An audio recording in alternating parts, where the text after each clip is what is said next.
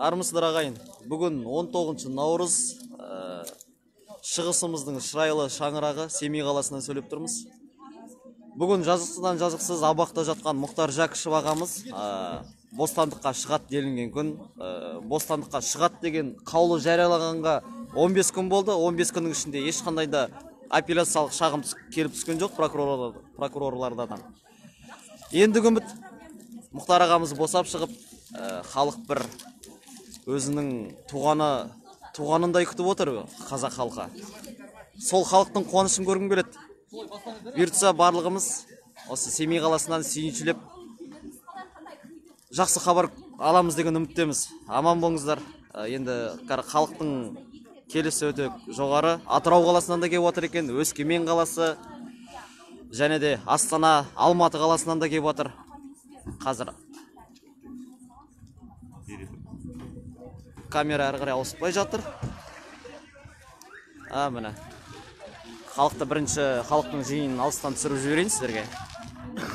Халық әлі де келуде. Таксимен келіп отыр, кім өз көлігімен келіп отыр.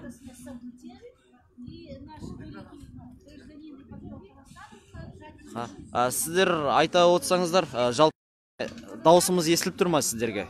Видео үзік емес пе? Біз абақты маңында болғандықтан ғаламтор сәл үзіліп кетіп жатыр деп жатыр кейбір азаматтарда.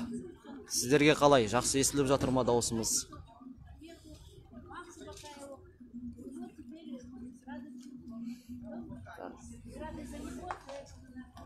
Міне ағамыз Аслан Батыр, сонау карантин, коронавирус дегенге қарамай Алматы қаласынан осы жаққа алып ұшып отыр. Бір қуанышты көріп, халқымен бірге болайын осы қуанышты. Ақтөбенің қарны жарылатын күн бүгін ағайын. Ал Аслан аға, өзіңіз бір ауыз ой пікіріңізді айта өтсеңіз. Енді ағайын ассалаумағалейкум. Армысыздар. Не дейміз? Мынау көптен күткен күн еді осы. Жетіп жатыр осы күнге. Мұхтар Жәкішев ағамыз қазақ елінің батыры, тұлғасы, ғалымы деген. Қудаланып, қуғын сүргінге түсіп, 11 жыл абақтыда отырып, бұл кісінің жаңағы 14 жыл берген, бәленбай уақытын отырып тастады. Жазықсыздан. Жазықсыз. Сол жалпы осы кісіні күтіп алуға келіп отыр, сонау Алматы дейіз, мына тұрған Алматы негізі. Кезіндеген бабаларымыздың ерлігімен қарағанда дейсіз ғой. Атпен апталап 40 күн жүрген тарихтар бар бізде. 20 сағатта келіп алды. 20 сағатта. Дұрыс. Ақиқат таңсаған адам үйде жатпайды дейсіз ғой жалпы. Аман болыңыз. Көп рахмет. Жеңісті күндер көп болсын халқымызда. Амин айтсын. Міне абақтының суық қабырғасы. Абақтыда айдан күннен жаңылдым, сарғайдым ғой, сардаламды сағындым деп жатқаны анық Мұхтар ағамыздың. Қазіргі заман, көбісі айтады ғой, төрелер түрмеде жатқан уақыт болды дейді. Бұл тура айтылған сөз және Мұхтар Жәкішев ағамызға тікелей қатысты. Мұхтар Жәкішев ағамыз ақсүйектер ұрпағы, яғни елдік тізгінді адалдық пен абыроймен осы уақытқа шейін 17 ғасырға шейін, одан бері 18-19 соңғы тұяқтары, соңғы демі қалғанға шейін Кенесары айқасып өтті. Артынша мықты дипломат боп, саясаткер боп, түркілердің алғашқы саясаткерлердің бірі боп, демократияға ұмтылған, парламенттік республикаға ұмтылған Әлихан Нұрмұхамедұлы Бөкейхан болды. Ол да төре, хан тұқымы. Енді міне сол хан тұқымының жалғасы боп, Мұхтар Жәкішев ағамыз, Мұхтар Жәкішев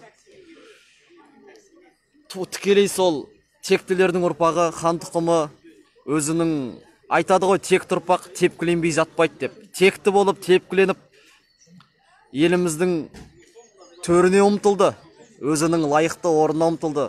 Ілім, білім, бар ғылымын қазақ халқына арнап, аянбай еңбек етіп, 1992 жылы ғалым атағын алып, және де бүкіл әлемнің ықыласына бөленіп, әлем ғалымдары бұл азаматымызды мойындап,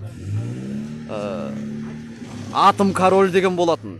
Бұл деген ел үшін, қазақ ел үшін өте үлкен абыройлық, мақтанарлық дүние еді. Алайда мына әділетсіз, әмбе өзіміздің де кінәміз бар, халықтың пассивті көзқарасы үшін халық ауыз бірлікте болмай, өкінішке орай осындай ұры қарыларды жоғарыға отырғызып қойдық. Енді соның кесірі осындай ғалымдарымыз әділдік үшін өздерінің денсаулығын беріп отыр, бостандықтарынан айырылып отыр. Міне 11 жыл бойы абақта жату, ол жалпы осындай ағамыздың түрмеде қамалуының өзі сот шығарушы үкімдердің, атқарушы биліктің тарапынан өте ауыр қылмыс. Ассалаумағалейкум аға, қалдарыңыз қалай? Енді міне ағамыз, айналайын ағам, Атыраудан кепті. Адаймын дейді. Тек тұрпақ жатпайды ғой. Тепкіленіп келдіңіз. Қош көрдік. Тектілердің жеріне шырайлы шығысқа келдіңіз. Елімізге, халқымызға бір ауыз өз үніңізді айтсаңыз. Атыраудың атынан кеп отырсыз. Ай, бәрекелді. Атырау қаласының атынан үлкен сәлем алып келіп жатырмын.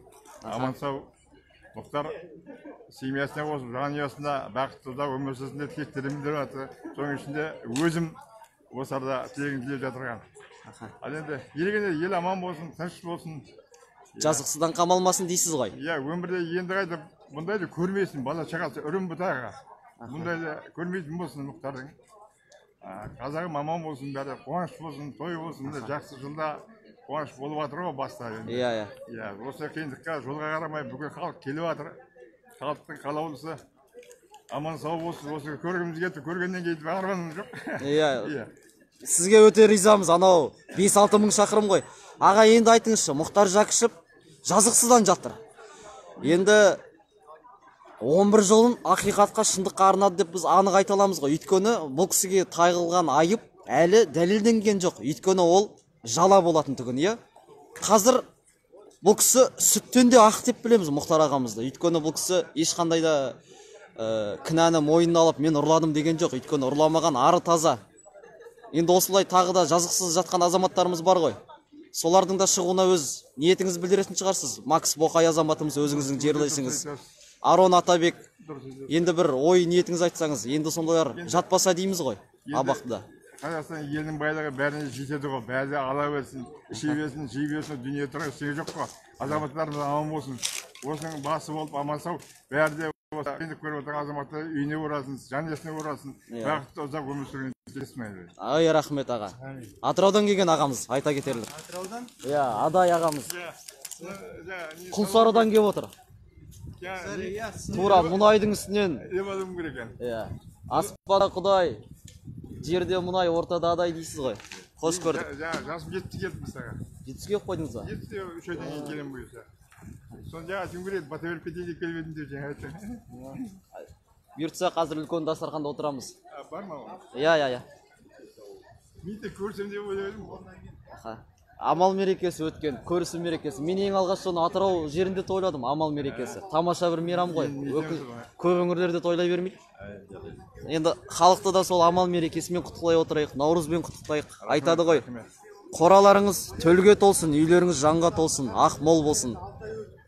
Аман есен, ел жұрт бүтін, ағайын туыс аман болып, жақсы күндерде болайық барлығымыз.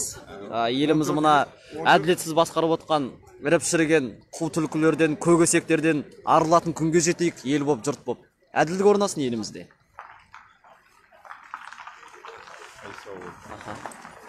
Міне Нұржан ағамыз, Нұржан Мұхамедов ағамыз сәлем айтып жатыр. Аман болсын. Бұл азаматымыз Шымкентте кеше ғана өзі провокациясы аяқталды. Бұл кісі де біразына сұм үкіметтің жазасын алып қалған азаматтардың бірі. Оң болсын, азаматтар аман болсын. Аман болсын. Адай атаң балдарының бір сөзі бар. Аман бол жігіттер, аман бол деген басқа сөздің керегі жоқ. Дымда байлық, дүниенің дым, мына не деген жолдас керек, дос керек, осындай азаматтар керек, ел азаматтар. Алашықтарда өтті ғой. Денім сау болса, мына өмірдің күлін көкке ұшырам дейді. Бастысы денім сау болсыншы дейді. Сол. Аман бол жігіттер, аман бол деген бір сөзі бар. Естеріңде болсын айналайын. Аман болғандарың жақсы. Ақ ниетіңізге рахмет аға. Міне өзге де белсенділерден сұхбат ала отырайық. Әр өңірден бәріңе сәлем дейді міне. Тамаша. Біздің тұрғанымызға біраз уақыттар болды. Қазір біздегі үміт жалпы ішкі тәртіп бойынша сағат 9-да ішкі тексеріс болады екен осы іштегі абақты айыбын өтеушілердің арасында. Сол тексерістен кейін, яғни 9-дан кете 10-ға таман босатып қалады деген үміттеміз. Халықтың саны көбеюде, бұдан да көп келеді деген ойламыз. Әсіресе мен алыстан келген ағайындарға ризамын.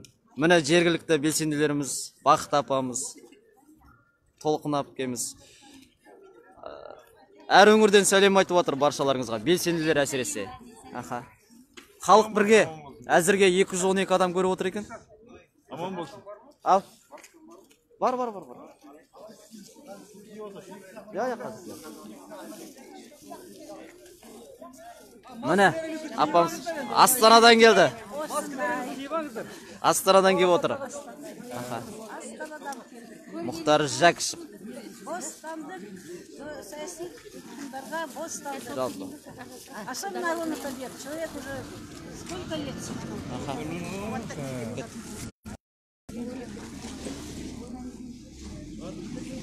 Өшіп қалды керісінше. Суретке түсіп қалды.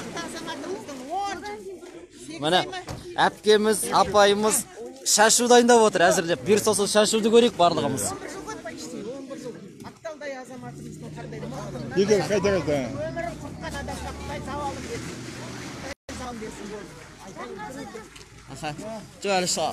Жоқ, әлі шығарған жоқ қой кім?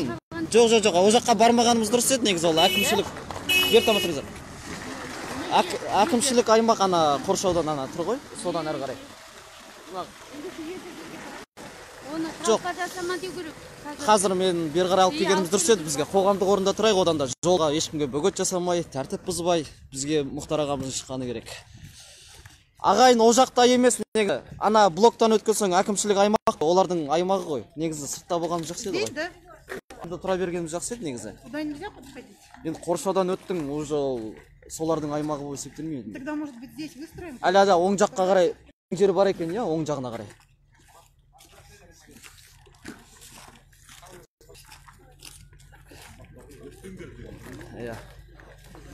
Қызылорда бірге дейді, Қызылордадан сәлем айтып жатыр. Шашудан сізге де ырымдап алып қалайық па? Өткенде ана батыс жеріне барған кезде ырымдап алып келдік қой. Кәмпит, орамал, бекет аталар әулиелердің басына барып. Шығыс жеріне ең келді, сол айта кетерлік ақтаулықтар. Көп рахмет. Сол шашуды осы шығыс жеріне алып келген болатынбыз Семейге.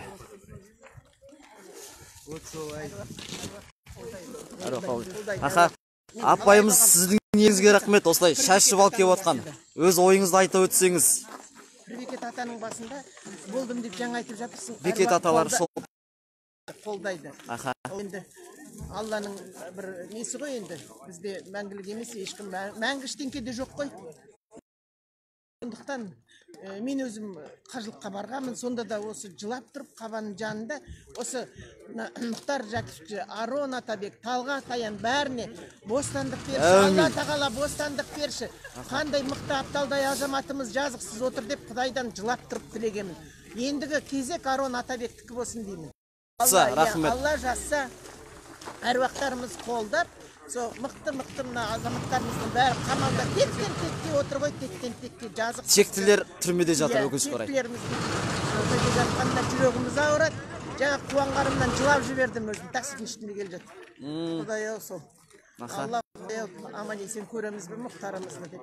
Өте дарды адамдар түрмеде отыр. Арон Атабек қазақтар баспанасыз қалмасын деп шырылдап шаңырақта үйінде жатпай өзгелде үйсіз қалмасын деп келген азаматымыз еді.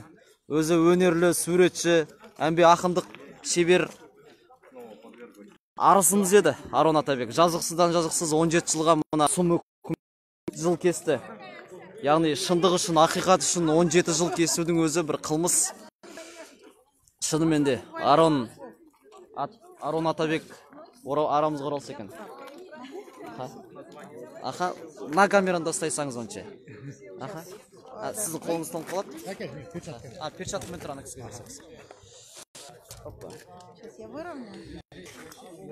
Байқаңыз. Осторожно. Осторожно. Так, на фоне мы, наверное, чтобы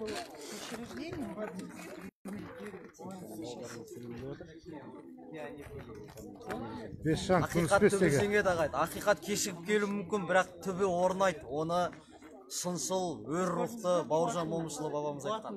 Ақиқат жеңе дағайды. Бірге болайық. Не туда-сюда не бегать. Я коротенькая. Представьтесь, пожалуйста. Армысыздар ағайын, мен Күміспектегі Бесжан, жалпы Семей қаласының азаматымын, Семей қаласының тұрғынымын. Бүгінгі таңда біз дәп Семей қаласында тұрмыз, шырайлы шығысымыздың киелі шаңырағында. Абақтыда жазбады. Яғни бізде сенімділік мол, 100%-лық сенімділік бар десек те болады.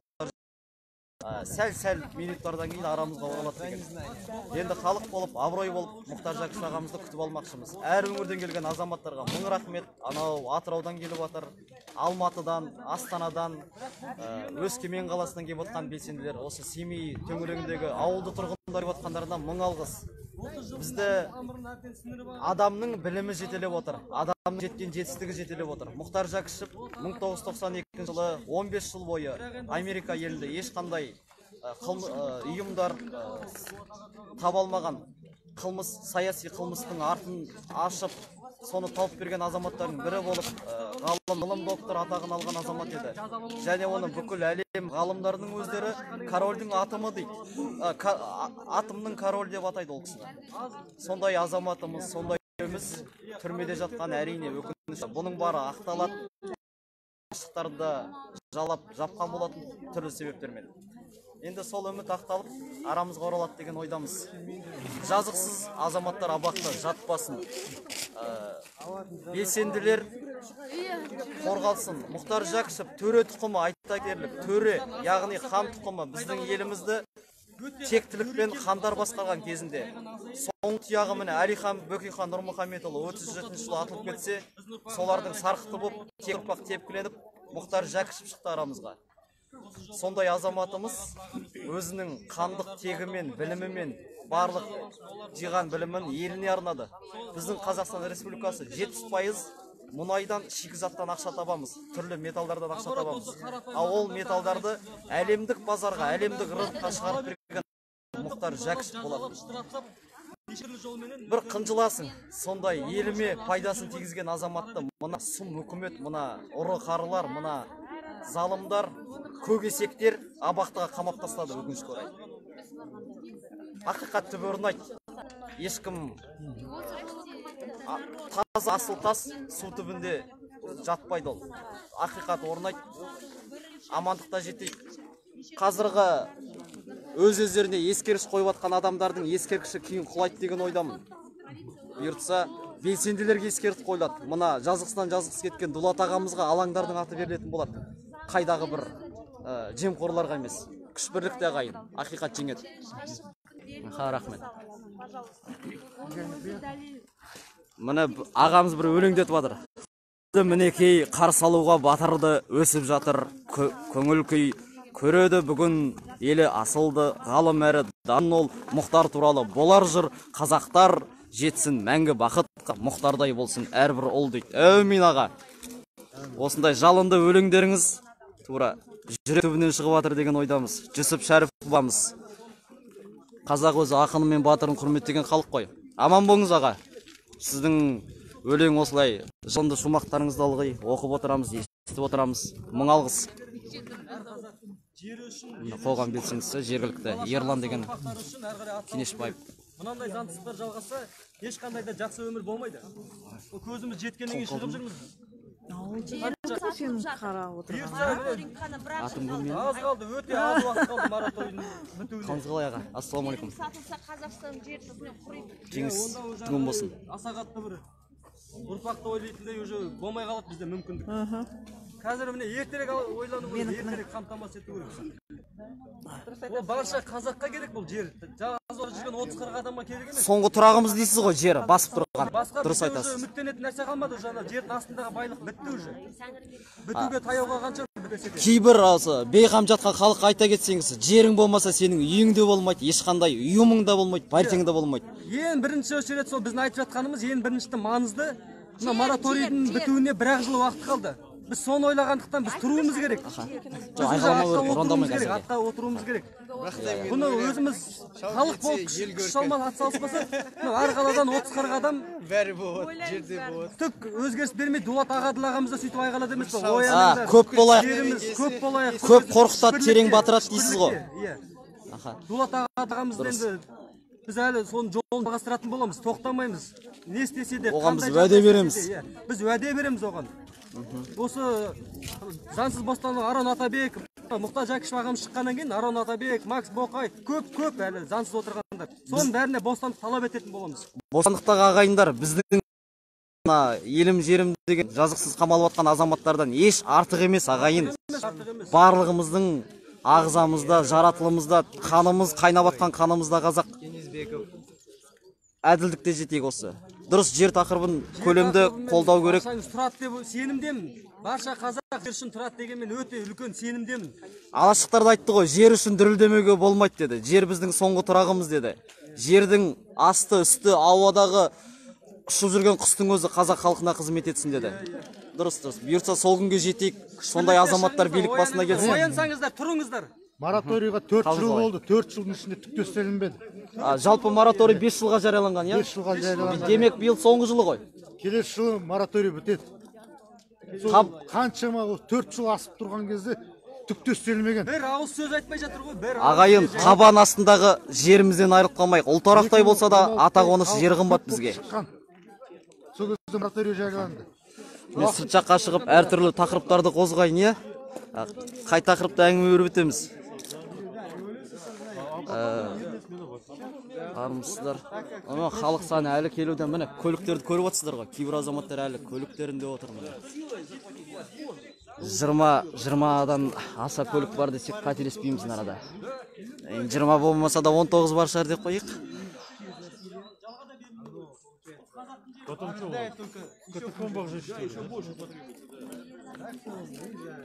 Алты жүз 69 адам көріп отыр екен қазіргі таңда. Әр қарай таратыңыздар.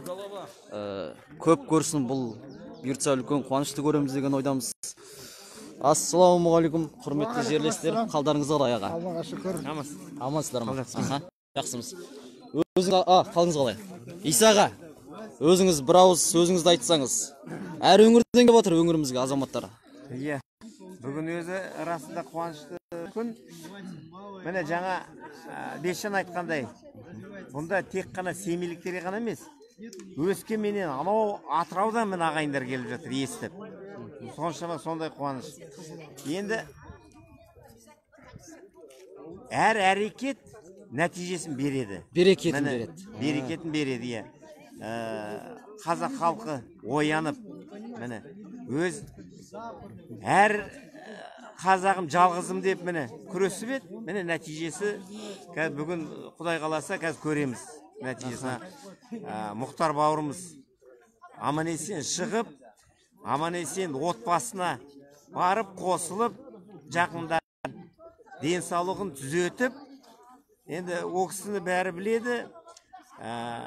Үшінші топтағы мүгедек денсаулығын берді, шындық жолында. 11 жылдың ішінде денсаулығын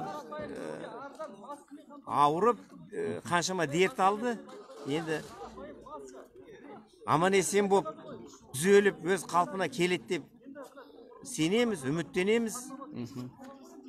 Енді ол кісінің қабілеті өте жоғары ғой. Ертең қалай болмаса да бұл жүйе қазақтың несі елінің бәрі дұрыс болғанда, бұл кісі өте көп зор еңбек жасап, зор пайдасы болады. Жастар шәкірт болуға дайынбыз ол кісіге. Иә. Сол міне қазағым айырылмасын. Бірлік болса, тірлік болады. Бәрін жеңеміз, бәрі жақсы болады. Дұрыс айтасыз. Көп рахмет ағайын.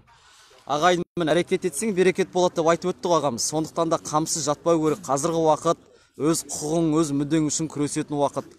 Өз бәлкім көшеңізде әділеттік болып жатқан шығар, өз ауданыңызда әділетсіздік болып жатқан шығар, өз қалаңызда әділетсіздік болып жатқан шығар. Қамсыз жатпаңыз. Әр ер азамат, әр Қазақстанның азаматы өзінің аймағында, өзінің төңірегінде әділдікті орнату жолында сәл де болсын қадам жасап еңбек ету керек. Бұл ел бізге керек. бұл елді бізге бабалар, батырлар аманат қылып қалдырды ғой. Сол аманатқа қиянат қылмай, елдің ішін тәртіппен өзіміз жүйеге келтірейік, әділ жүйеге, шындық жүйеге келтірейік ағайын. Қамсыз жатпаңыздар, өтініш. Әрекет қылуымыз керек. Әрекет қылсаң берекет болады. Демек, әділдік жолында әрекет қылып, сол әрекетіміздің жұрт болып, ел болып, берекетін бірге көрелік ағайын.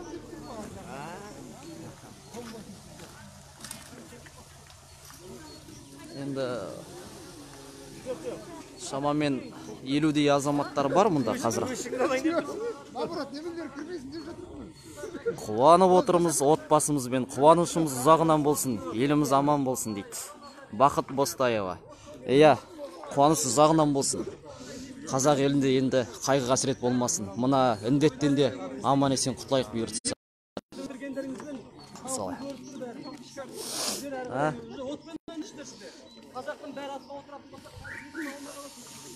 Ана қазақ атқа қонса деп отыр. Біздің батырлар не деді? Мен өзім атқа мінсем таққа мінгендей боламын деді ғой. Атқа мінейік ағайын, азаматтар. Ер азамат ел үшін туады, ел үшін өледі. Мағжан бабаларымыз өтті ғой.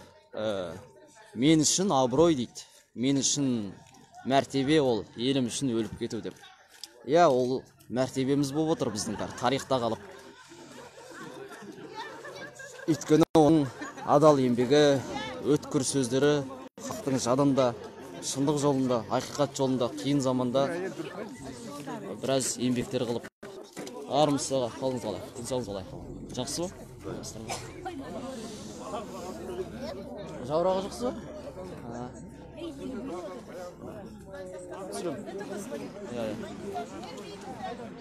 Мына ағаларымыз осы Семей төңірегінде тұрады ағамыз, иә? Мына осы шындық деп, қуаныш деп Семейге кепсіз, қош көрдік.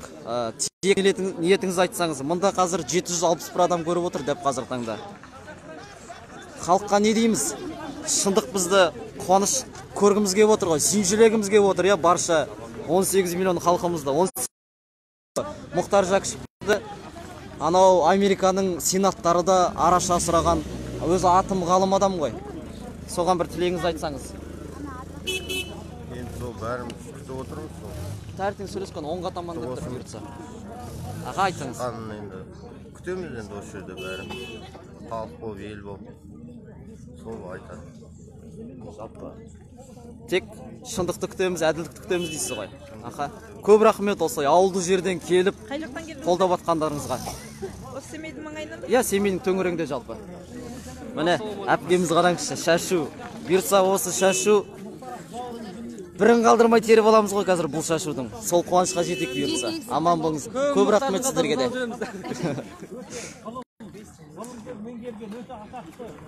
Мына ақсақалымыз деп отыр екен. Сұхбат тыңдалып. Елімізге үлкен жұмыс істеп, соны Қазақстанды көтереді деген Қазақстан жасасын, елім халқым жасасын әрдайым. Жеріміз өзімізге ие болайық. Әмин. Ақиқат орындасын дейсіз ғой. Мың алғыс аға. Аман болыңыздар.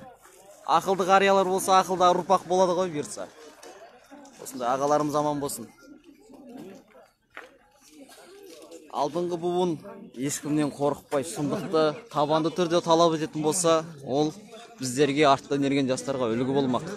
Ағаларға қарап, сондай шамшыраққа қарап, біз де өспекпіз. Ағалар аман болсын.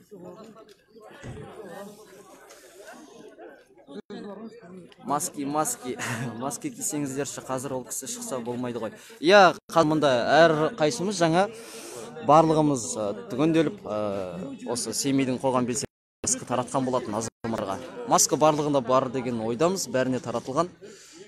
Қолдарында, мен өзімдікі қалтамда. Ал. Білмеймін, сұрап шық бәріне.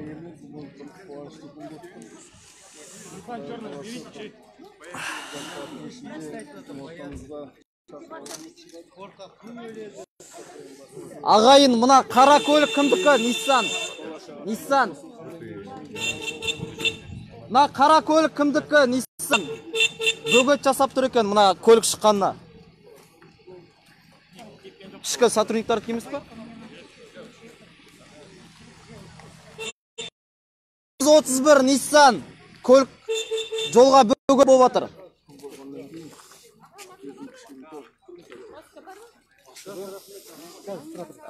Nissan автокөлік ешқай азаматтық емес па? Қара. Демек бұл қоғам белсенділерінікі емес, жалпы ішке кірген қызметкерлердікі ме екен? Солай тәрізді өйткені белсенділердің ешқайсы біздікі деп айтып жатқан жоқ.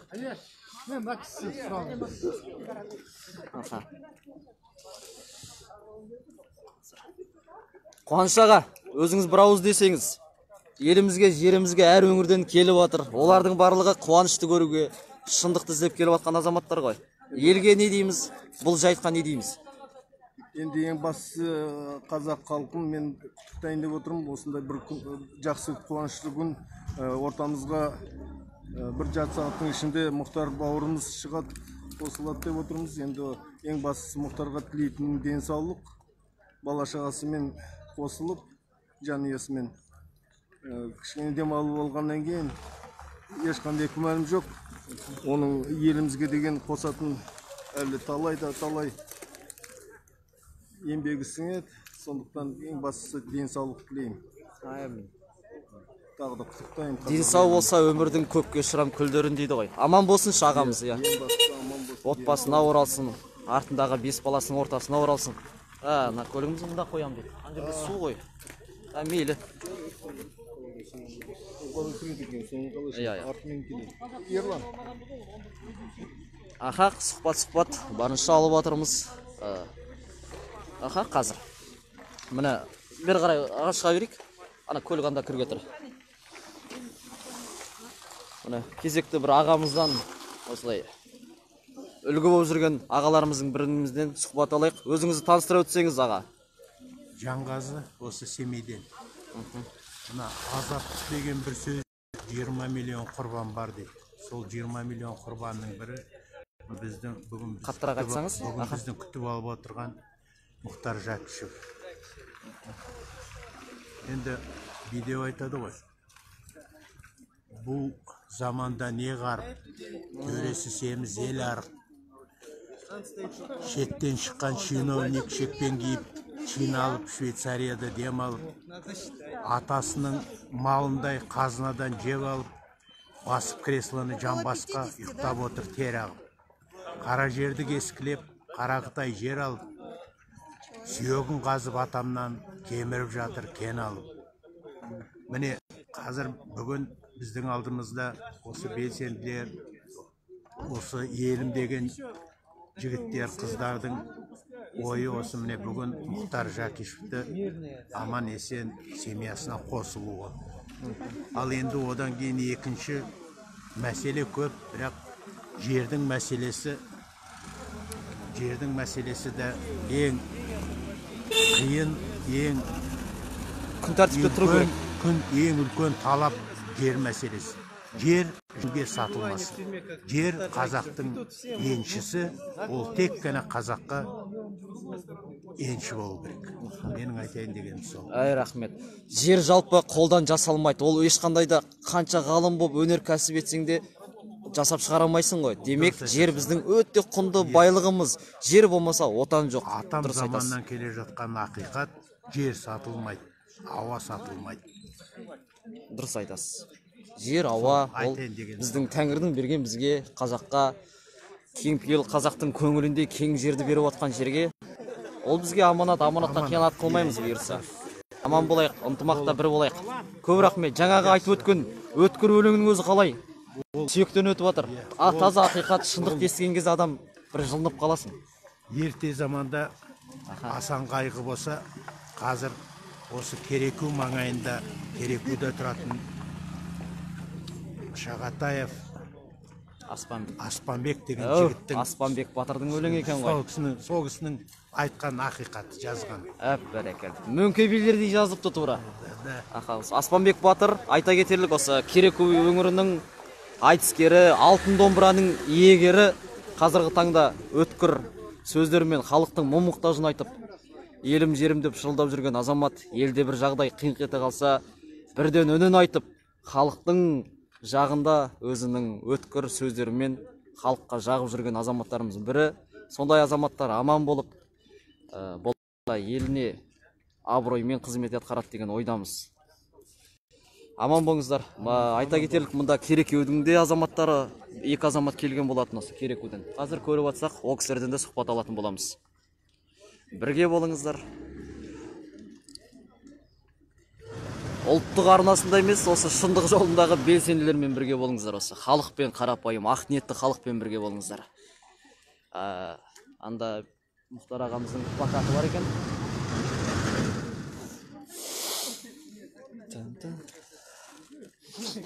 Инкриминировать что-нибудь? Нет? Это наоборот. Мына. Жаңа Свобода Мұхтар Жәкішев. Бұл халықтың ниеті болды, халықтың талабы болды. Мұхтарға бостандық деген. Міне Мұхтар ағамыздың бостандыққа жетеді ағайын. Халық тағы да құттықтай отырайық сіздерді.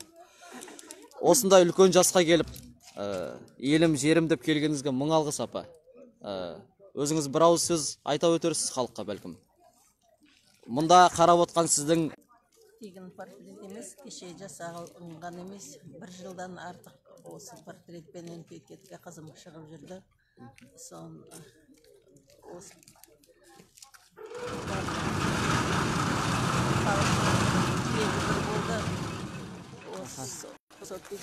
халықтың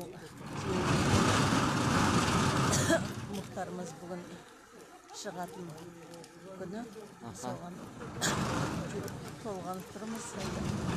Тезірек көрсек екен, бостандыққа шығады. Барлық келіп тұрған жұртқа мың алғысымызды айтамыз. Үлкен адамдар. Көп рахмет, сіздерге аман болыңыз.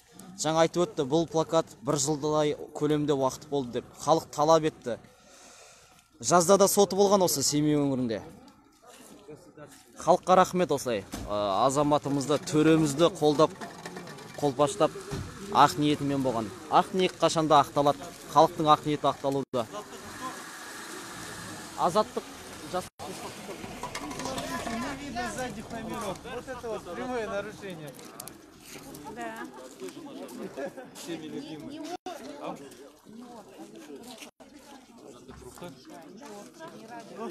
Радио она тут нет, да?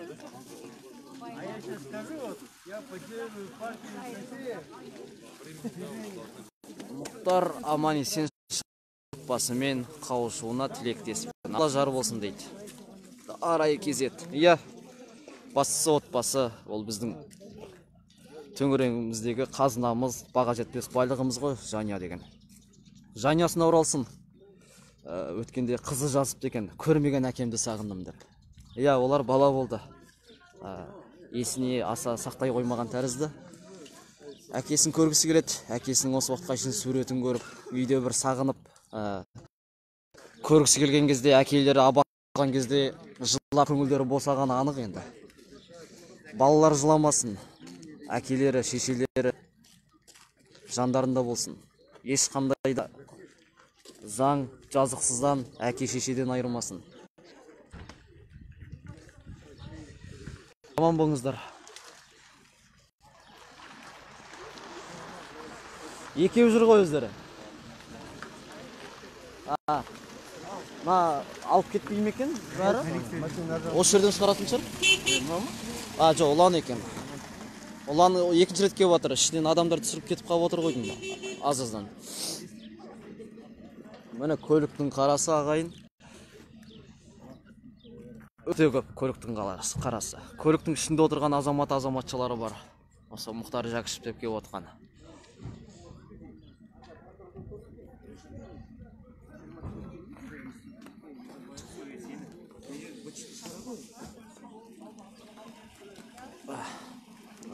Сағат 10-дардың кезінде босатып қалады деген ойдамыз. Қазір сағат 9-дан 20 минут кетті ма? Аз қалды. Міне. Біздің облысынан келген ағаменен келіп отырмыз аға. Есіміңіз Мақсұт бол ғой аға. Халыққа не дейміз? Қуанышты күтудеміз ғой. Өз ойыңызбен бөліссеңіз айта отырыңыз. Бүгін қуанышты күн. Бүгін Мұхтар Жәкішев босайтын уақыт. халқымызды халқына құтын айтам, құтты болсын. Енді жазықсыздар қамалмасын дейсіз ғой. Қамалмасын, иә. Аман болсын. Қызмет атқарсын Қазақстанға. Әмин, рахмет. Өскеменнен келгеніңізге рахмет. Қош көрдік Семейде. Аға, өзіңіз бір ауыз ойыңызды айтып өтіңіз. Таныстыра өтіңіз халыққа. Ақ ниетті халық отыр әр жақта. Өскеменнен келіп отырсыз, иә, сізде? Ай, рахмет аға. Ағамыз үшін келіп отырмыз, Жәкішев. Шықсын, ағаменесен, қатырма болсын. Қазағымыз жүрсін, барарыз. Бізде көрейік бірге. Рахмет. Ағам болайық. Аха, осы Өскемен азаматтардан мың алғыс дегіміз келеді. Өткенде де Өскеменде облыстық сот болған. Сол кезде Өскеменнің халқы осы Мұхтар ағамызға араша сұрап, бірден бір араша сұрап, өз өңірінің төңірегінде халыққа хабардар қылып, халықты әділдікке осы сотқа шақырған азаматтар еді барлар. Шындық жеңет, ақиқат түбі жеңет, орнамай қоймайды ақиқат.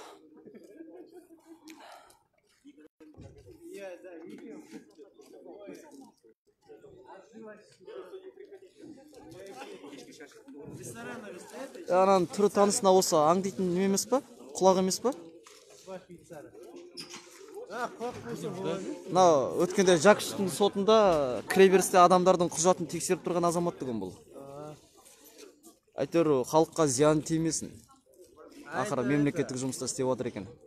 По борьбе с экстремизмом стар. Солай қоғат. Жакшевтің сотында бүкіл адамның иін тексеріп жазып отқан осы. Дәп осы жігіт түрі таныс. Жаңа кірді ғой сол жігіт? Түртті көрдім бәрі, терезенің ішіне қараш. Қолын ұстап, сотқа жатыр. О, түсіреді бәрібір. Ана жерде бір көліктер тұр. Одан бір 2 жас бала жүр арамызда. Солардың адамдар бірақ олар тәртіп үшін түсіреді жүр. Біз тек қуанышты күтудеміз.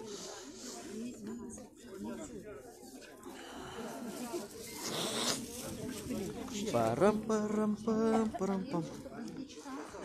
Бір көңіл күйдің ноталары тура бір көтеріліп тұр қазіргі уақытта. Қазір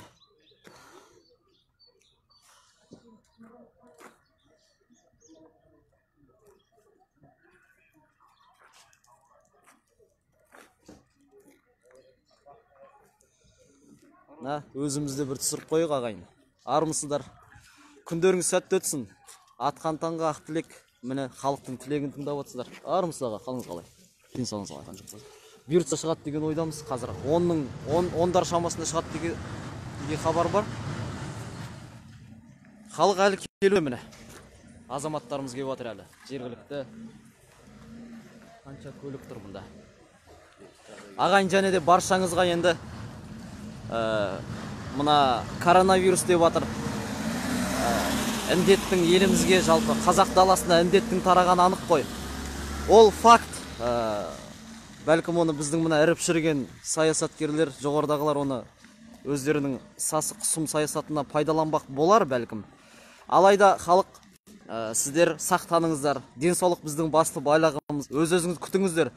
Сіз өз-өзіңізді мына жаман тарап атқан аурудан ада қылсаңыз, өз-өзіңізді күтінсеңіз, сіз жаняңызды құтқарғаныңыз болады. Жаняңызды құтқарғаныңыз отан отбасынан басталады ғой. Отаныңызды құтқарғаныңыз болады, ағайын. Барлықтарыңыз осы ауруға ел болып, жері болып, қарсы тұрып, бұйырса біз қазақ бәрін жеңген халықпыз. Бұл ауруды жеңіп, халық бірігіп, ақиқат жолында бірігіп, мына елді әділетсіз басқарып отқан көгесектерден азат етеміз деген ойдамыз.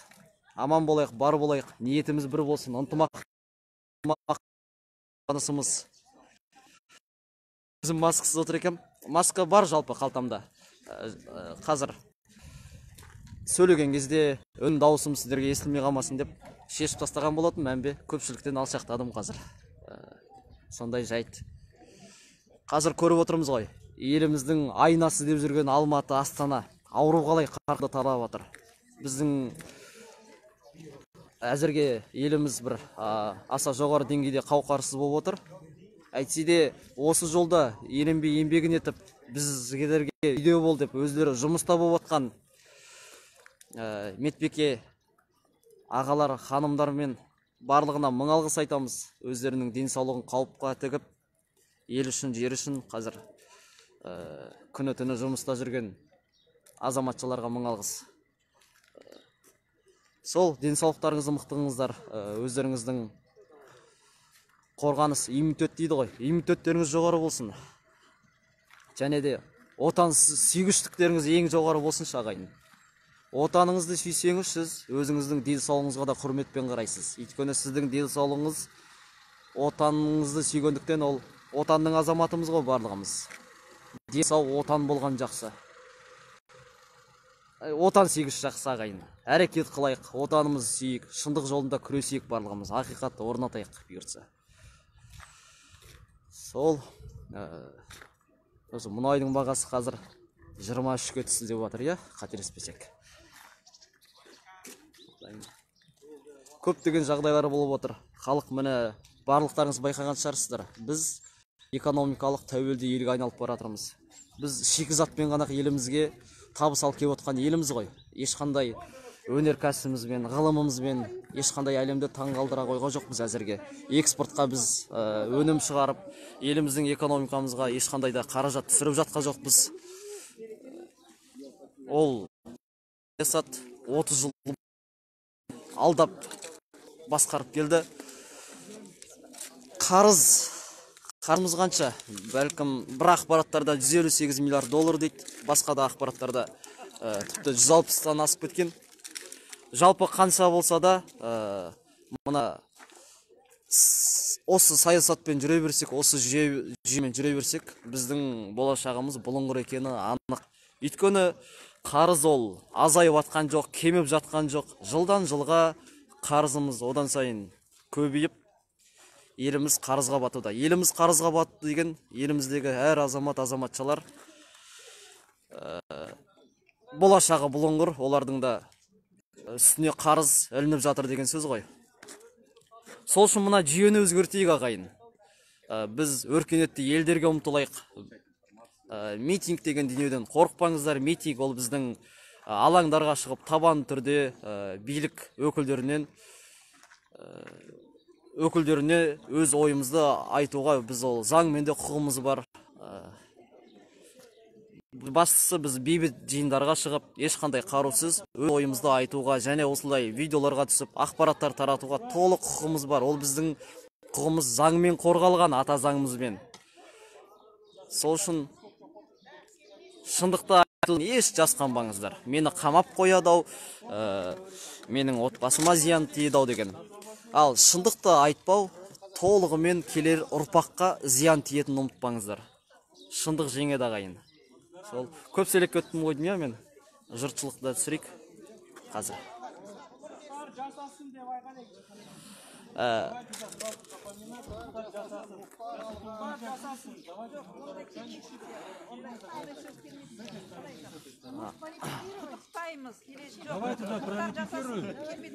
Біз сізбен мақтанамыз.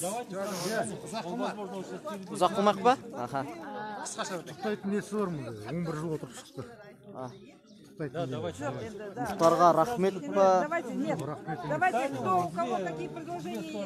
Жалпы, ұран арызылек. Сіздер де айтып отырсаңыздар ағайын. 642 адам қарап отыр екен. Ойларыңызды айтыңыздар. Енді ол кісіге рахмет айтпай қоя алмаймыз. Ері болып, жері болып, осындай өрен еңбегіне. Мұхтар рахмет.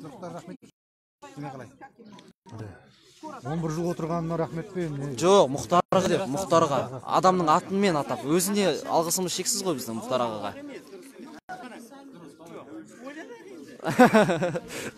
Қазір әркім өз ойын айтуда.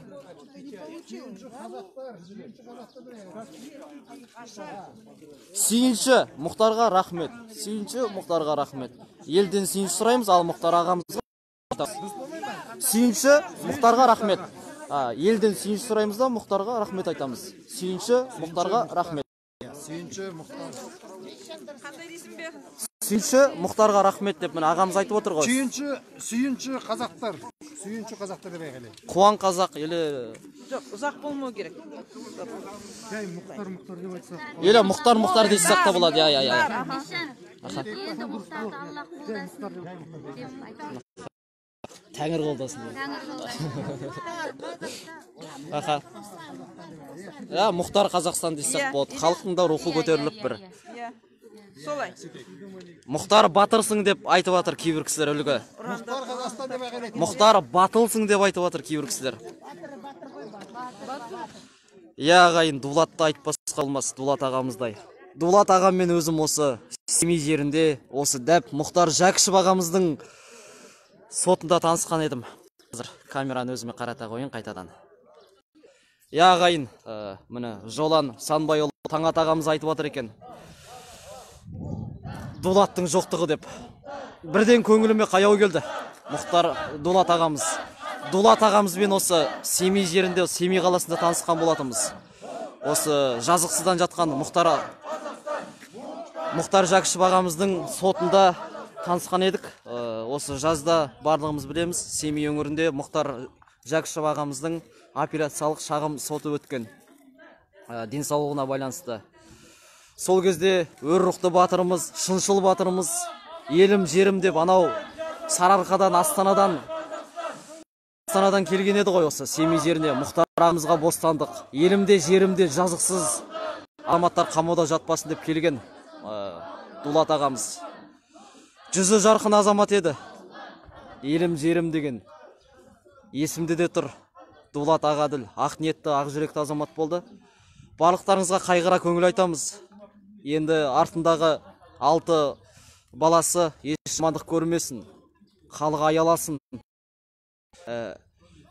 Әкесі көре алмаған шындықты көрсін, әкесі орнатқысы келген ақиқаттық қоғамда өмір сүрсін ұрпақтары. Әкесі көрген қиянатты, әкесі көрген жамандықты, әкесіне жасаған сатқындықтардан аулақ қылсын ұрпағын. Жаңа халықта белсенділерді айтып отыр ғой, біз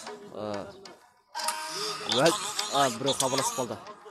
Мұхтар Дулат ағамыздың жолын жалғастырамыз. Дулат үшін ақиқаттың орындауы үшін уәде береміз деп кеше құрметті белсенділер, Дулат ағамыздың жерлестері, жаны жайсаң белсенділер кеше үндеу жариялаған болатын. Уәде береміз деп. Мен де сол уәде берген азаматтардың қатарындамын деп айтқым келеді. Мұхтар Жәкішев жазықсыз жатты. Енді мына сұм үкімет Дулат ағамызды өмірін алды. Адамның өмірін алуға ешкімнің қақы жоқ. Әр азаматтың сұрауы бар. Бұл кісілер Дулат ағамызға жасаған иттік үшін әлі жауап береді.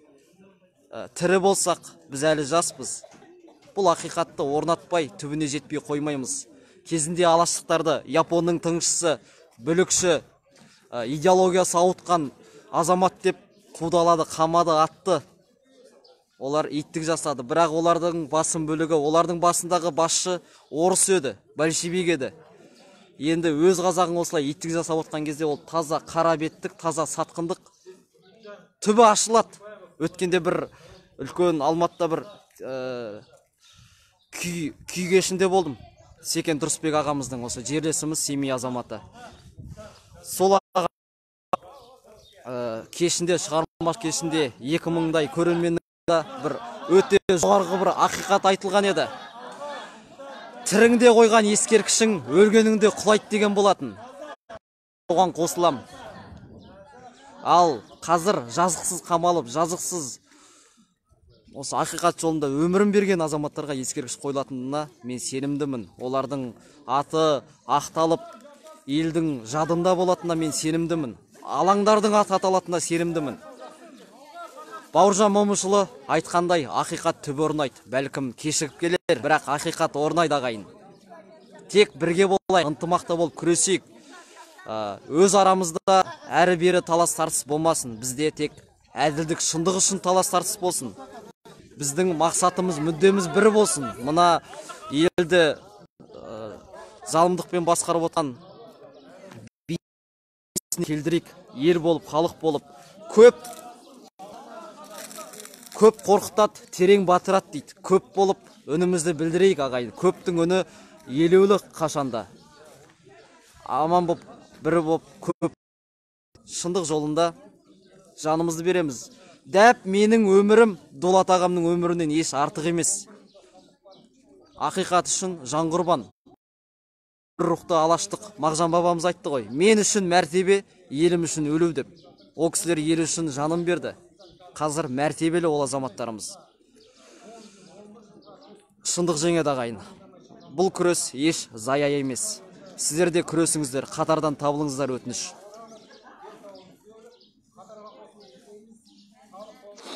Міне халық жаңа ұрандатты.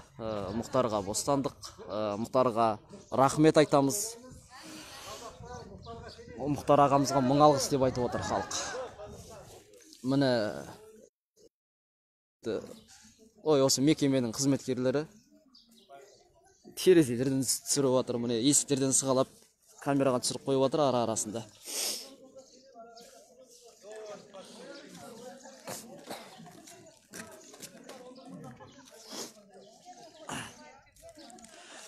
Он 14 миллион қазақ аман тұрса Дулаттың кегін қайтармай қоймайын дейді.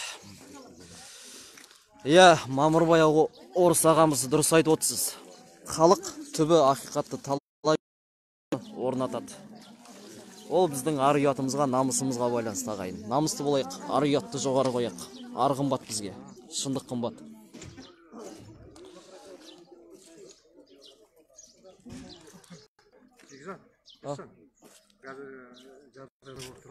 Ең бірінші шығарып алайықшы. Мен ойлаймын да, онан кейін айтып болады. Қазір нақтылы өзіміз енді шыны керек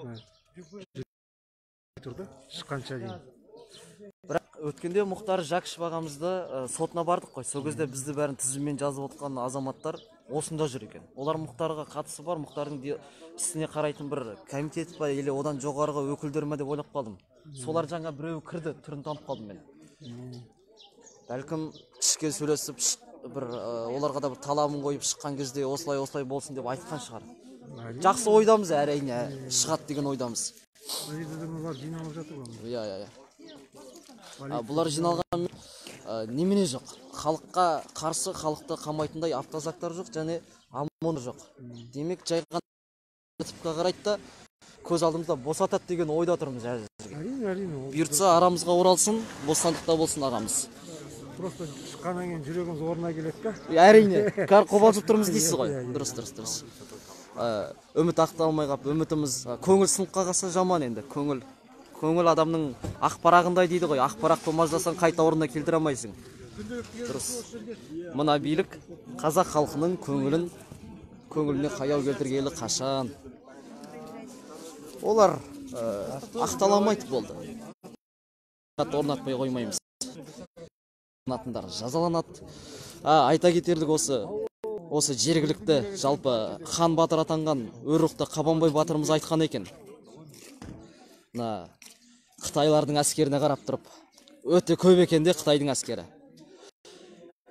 Оларға айтады дейді Қабанбай батырымыз. Осыншама Қытайды қай жерге көмеміз депті. Сол сияқты, енді меған ой келіп отыр. Еліміздегі осыншама провокатор, осыншама арандатушы, осыншама жемқор, сұм. Ақиқат орнайды.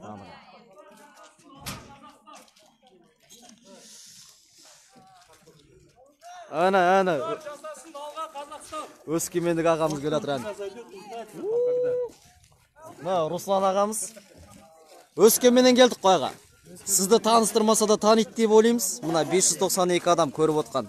Армысыздар қазақ елі. Енді мен өзім интервью бере алмаймын негізі. Өзім жүректің күшімен жүремді, сөзге шорқақпын біраз. Бірақ қуаныштымыз, жүрек деген толқып тұр. Ағамыз міне өмірде кезекте бір туған ағаңдай соны күтіп алып жатырмыз қазір енді. Қазір шығады, аманшылық болса. Емделсін дейміз шыққаннан кейін қазір. Денсаулығын түзесін дейміз. Аман болсын. Бізге ондай білімді адамдар Қазақстанда өте қажет. Ауадай қажет. Сол үшін амандық қана тілейміз ол ағамызға. Осы қазақ елінде жүрген, қазақ жерінде жүрген қазақтың белсенді батыр азаматтарын айтқым келеді. Сол кісілерге үлкен рахмет. Ол кісілер енді осы Мұхтар ағамыздың босап шығуына бірден бір себепкер осы Қазақстан белсенді азамат батыр аға бауыр қарындас апайларымыз аман болсын. Аха, рахмет аға сізге. Өздеріңе де рахмет. Сіз сияқты азаматтар көп болсын елімізде. Шындық, әділдік деп жүрген. Мына екі... Вот как ты мне кеше ғана вот говорил. Говорили, два внедорожника.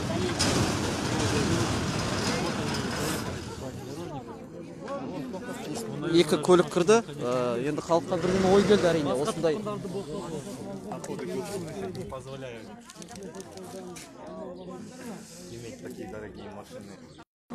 Бұндай қымбат көліктер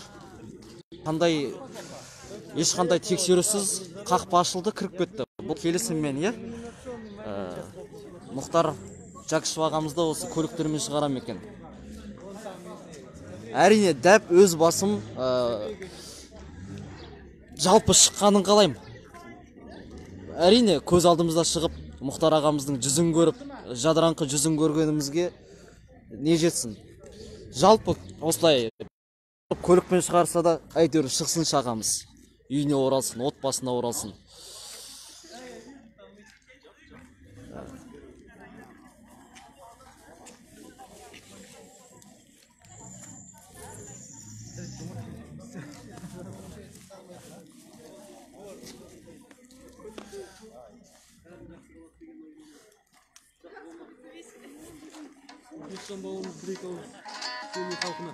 Бір-бірімізге сұхбат береміз екенбіз. Қазір біреу хабарласып қалды.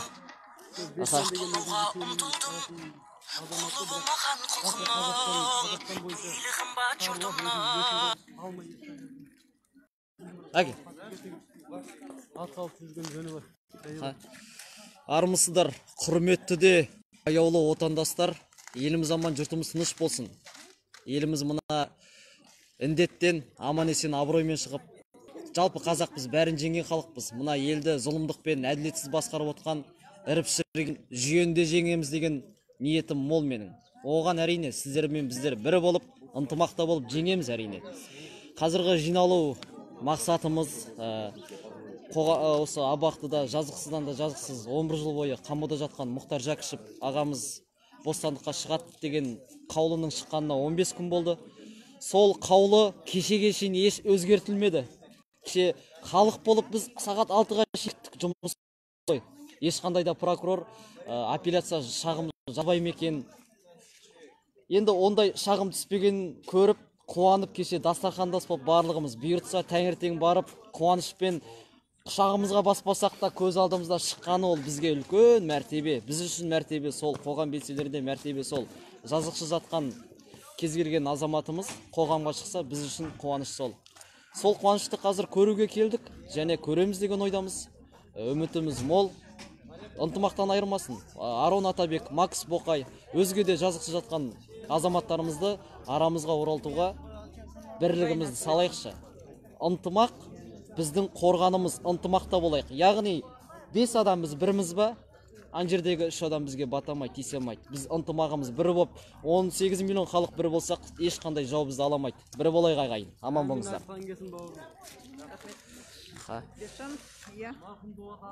Сендердің осы өлсімділеріңіз еді. Міне, Шәрбат апамыз мың алғыс осы. Әр жерден қалмайды. Әсіресе біздің өзі Алматыдағылар, мен кейбір белсенділерден естідім. Осы Шәрбат апай біздің мамамыз сияқты дейді. Қамалар кезде жетіп келеді шырылдап, тіпті көзіне де жас алып жүреді. Қамалып қалған кезде тамақ. Өзім айта кетерлік ризашылығым бұл кісіге өткенде қамалып қалсам, май, кәдімгі үйдің тамақтарын, салат, тұзына шейін бәрін алып келген. Ыдыс, соның бәрін. Ол деген сіздің жүрегіңіздің кеңдігі ғой. Мың алғыс, белсенділерге қорған болып, шындық үшін шырылдап, ел жер деп міне Семейге де келіп жетіпсіз. Қадамыңызға нұр бітсін. Мың алғыс сізге. Өзіңізде жалпы осы келімгеннің азаматшасыз, иә? Өңірде дүниеге келдіңіз. Алматы қаласында тұрасыз. Алматыда 40 жыл болып тұрғаныма, осы ақтың тумасымын өзім. Мен мына немді тағып алайын деген. Аха, тағып ала қойыңыз. Сонып кеттім. Көр қой жүрмеңіздер, шарапсын тағып алсын, орап алсын. Алматыдан жеңіл шыққан едім бұлай. Осы қалың киінгенім өзімше. Иә, мына өзімше қалың киініп алған едім. Картемнің сыртынан мына Мұхтар Жакшы. Сізді өте жақсы білеміз. Барлық сотына келдіңіз Мұхтар Жакшев ағамыздың. Иә, Семейде көрдім, Өскеменде көрдім. Міне қазір тағы Семейге келіп отырсыз. Мың алғыс. Осы Қазақстан халқының мына Ақтүйенің қарны жарылған күн бүгін ұзақтан күткен Мұхтарымыздың бостандығы. Бүгін баршамызға қуанышымен құттықтаймын баршамызды.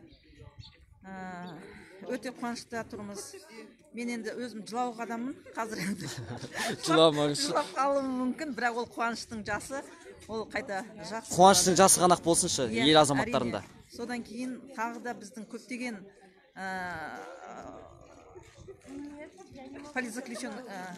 саяси тұтқындар әлі бізде мемлекетіміз демократиялық мемлекет болса да қамауда жатқан талай біздің азаматтарымыз бар.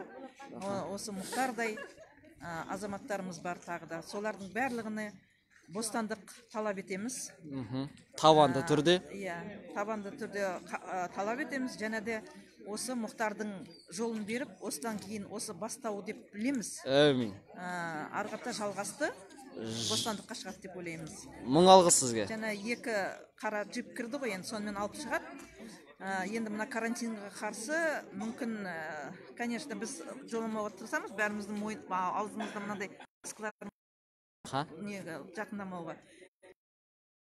Алар едім деп айтқан екен, енді қазір ондай жағдай болмайды, өйткені қазір карантин, өздеріңіз білесіздер. Сондықтан тым болмаса, мәшинеден бір көрінеді. Шықты дегенде естейікші, жалпы, иә. Шықты дегенде естейік. Сосын мәшиненің терезесін ашып болса да, бір жылт етіп көрінсе, құдайым ай. Бұйыртса, қуаныш сол. Жақындаған сайын нашарлау екен арасында. Міне сет қайтадан ұстады. Арасында үзіліп кетіп отырды ау, иә. Келі Маңғыстау жеріне жалынды сәлем. Бұйыртса сағат 10 деп өзен біз енді сыртта жүріп балашып отырмыз ғой. Сағат 10 деген ой бізде. Өйткені 9-да ішкі тәртіп бойынша. Бағанағыдан бері сен түсіп тұрған кезде өшіп қалды? Жоқ, ең соңында ғана екеуміз қатар еді. Әлтір ма? Қосылды. Жаңа нара қарай бері қарай. Болды, бері қарай шыққан қосылады. 25 болған жаңа. Мен түсіп қалды 500. Сол менікі мына несі не болып тұрды? Опа, менде 11% зарядка. Да ты что? 23. Так. Екен әлі көрінеді.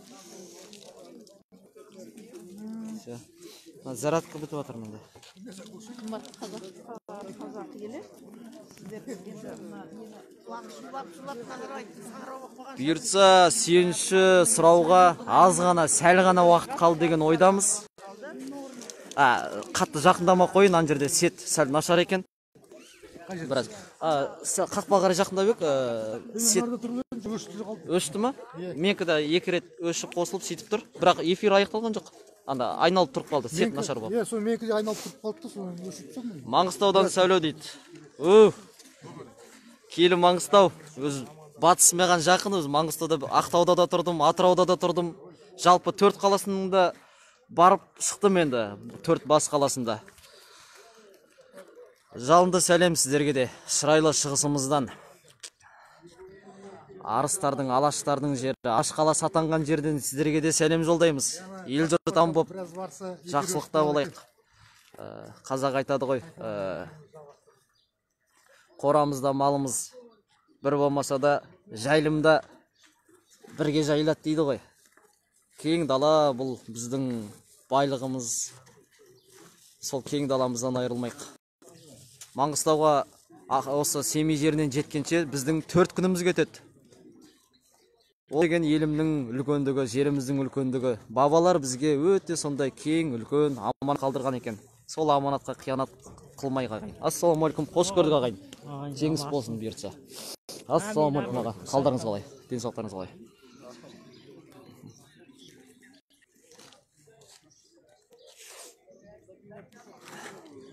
Міне жерлестеріңіз міне Маңғыстаудан сәлем деп отыр. Айгүл Ақберді әпкеміз бар. Атыраудан бір сәлем дейді міне. Ақтөбеден бір сәлем. Жалпы өзі батыстықтар жалынды сәлем жолдап отыр. Аман болсын. Жергіліктеріңізге тағы біраз әу деп жүріңізші. Сендердің аманаттарыңды алып келдім дейсіз ба, не дейсіз? Болады ғой енді. Адайларға не дейміз, айта қойыңыз. Адайлар аман болсын. Адайлар аман болсын ба? Бір сөз бар, аман бол жігіттер, аман бол деген. Қазақ халқы аман болсын. Жалпы мәкеңді күтіп тұрмыз, сегіз уақыт деген өтіп болмайды. Мынау ғой енді. Бүкіл қазақ айтады ғой. Тұрмыз тіпті. Әр қазақ менің жалғызым деген сөзді бәрі біледі. Сол сөздің төркіні Маңғыстаудан шығып отыр. Сабыр Айдай ағамыз. Аман болсын, ол кісінің жалынды өлеңдері шығыстың жеріне де жетіп жатыр аға. Ал енді жаста болса осыған көрісіп кетейік деп ауылда ешкімге көріскен жоқ едім. Ешкімге көріскен жоқпын. Көрісеміз ба? Ауылда деймін, ешкімге көріскен жоқпын. Аман мерекесі, көрісі мерекесіне ба? Мұхтарға көрісейік, жаста болса деп, мына қуаныш болайық деп. Қуанышпен көріскен екенсіз, Мұхтармен көріскеніңіз. Дұрыс. Таза қуаныш болып жатыр ғой. Келгеніңізге 4 күн болса, жол жүріп Пойызбен жүрсең 5 күн келеді. Ақтаудан, Атыраудан. Осында қаласыз аға, бұйыртса, Семейде қаласыз. Үйге қайтуға мүмкіндік табылмайды. Болады ғой. Алла бар ғой, жоқ, Алла. Алла сәлем өзі қалай бар қаланы білмейсің. Біздің азық жолда ғой аға. Атырауға сәлем бәріне де. Атырау сәлем айтып жатыр. Мәкеңді көрейік бәрімізді, Мұхтарды күтіп тұрмыз. Привокзальный, көк арна, балықшы деп қойсаңызшы, авангард деп қойыңыз. Аман болыңдар ба? Аман болыңыздар, иә. Айта кетелік, мен Атырау қаласында біраз уақыт тұрғам. Сонда Атырау мұнай өңдеу зауытында біраз басында бетон құрылыс жағы. Бетон, апалка, арматурка, одан кейін лесомонтажда жұмыс істедім, трубомонтаж, электромонтаж. Сөйтіп электромонтажға жетіп, 3-ші дәрежелі дейді ғой, солай болып, одан ең аяғында Ресей еліне кеткен болатын, сол Атыраудан Ресей еліне барып, арнайы маман болып, жұмыстың сапасын, тәртібін бақылаушы болып, сонда Ресей елінде тау бөлшегінде жұмыс істегем жалпы. Атырау қаласында тұрғыны болдық. Халқы өте кеңпейіл, бала көңіл десем, сәби көңіл десем, қателеспеймін. Аңғал халқы. Атырауға да жалынды сәлем. Жерлестер деп те айтамын Атырауда. Біраз уақыт, біраз тұрдық қой. Ерекше ауаны жұтып, Атыраудың ерекше байлық қой ол да батпаға жердегі. Аяғымызға жабысып күштеді. Көк арнада тұрдым, балықшыда тұрдым біраз уақыт. Қазақстаннан сәлем дейді. Дұрыс. Аман болыңыздар.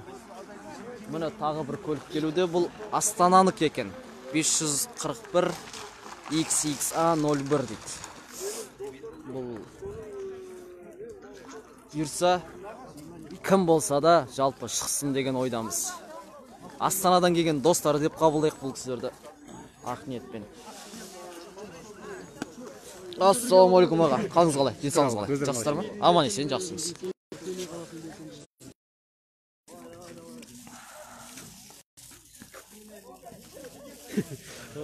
Қазір вывезут. Иә, бұйыртса. Көз алдымызда шықса да жақсы ғой, көлікпен өтсе де. Нам нужно собрать не менее 50 тысяч челленджей этих. Этим самым мы подтвердим. Вот мы не можем уже никак партию организовать на будущее.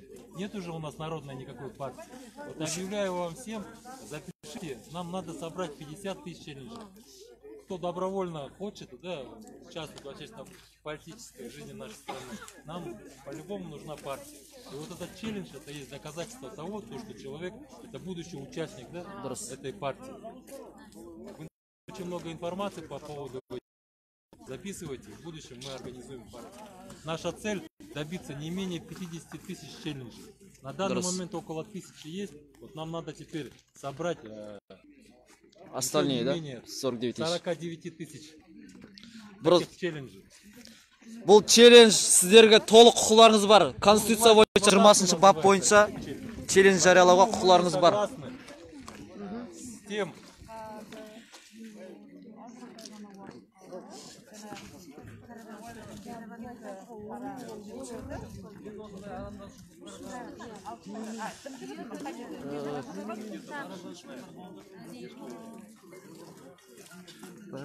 Тура. Қазақтың бір туар батыры Мұхтар аман болсын. Қазақ елінің өсіп өркендеуіне үлкен үлес қосып, жемқор билікті құлатып дейді.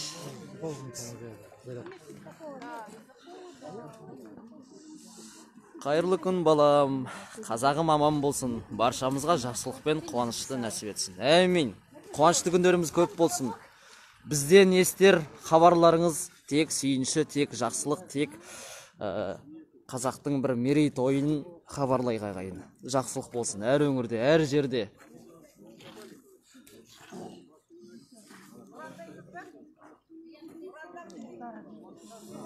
Әлі шыққан жоқ, иә. Әзірге біз күтудеміз қазір.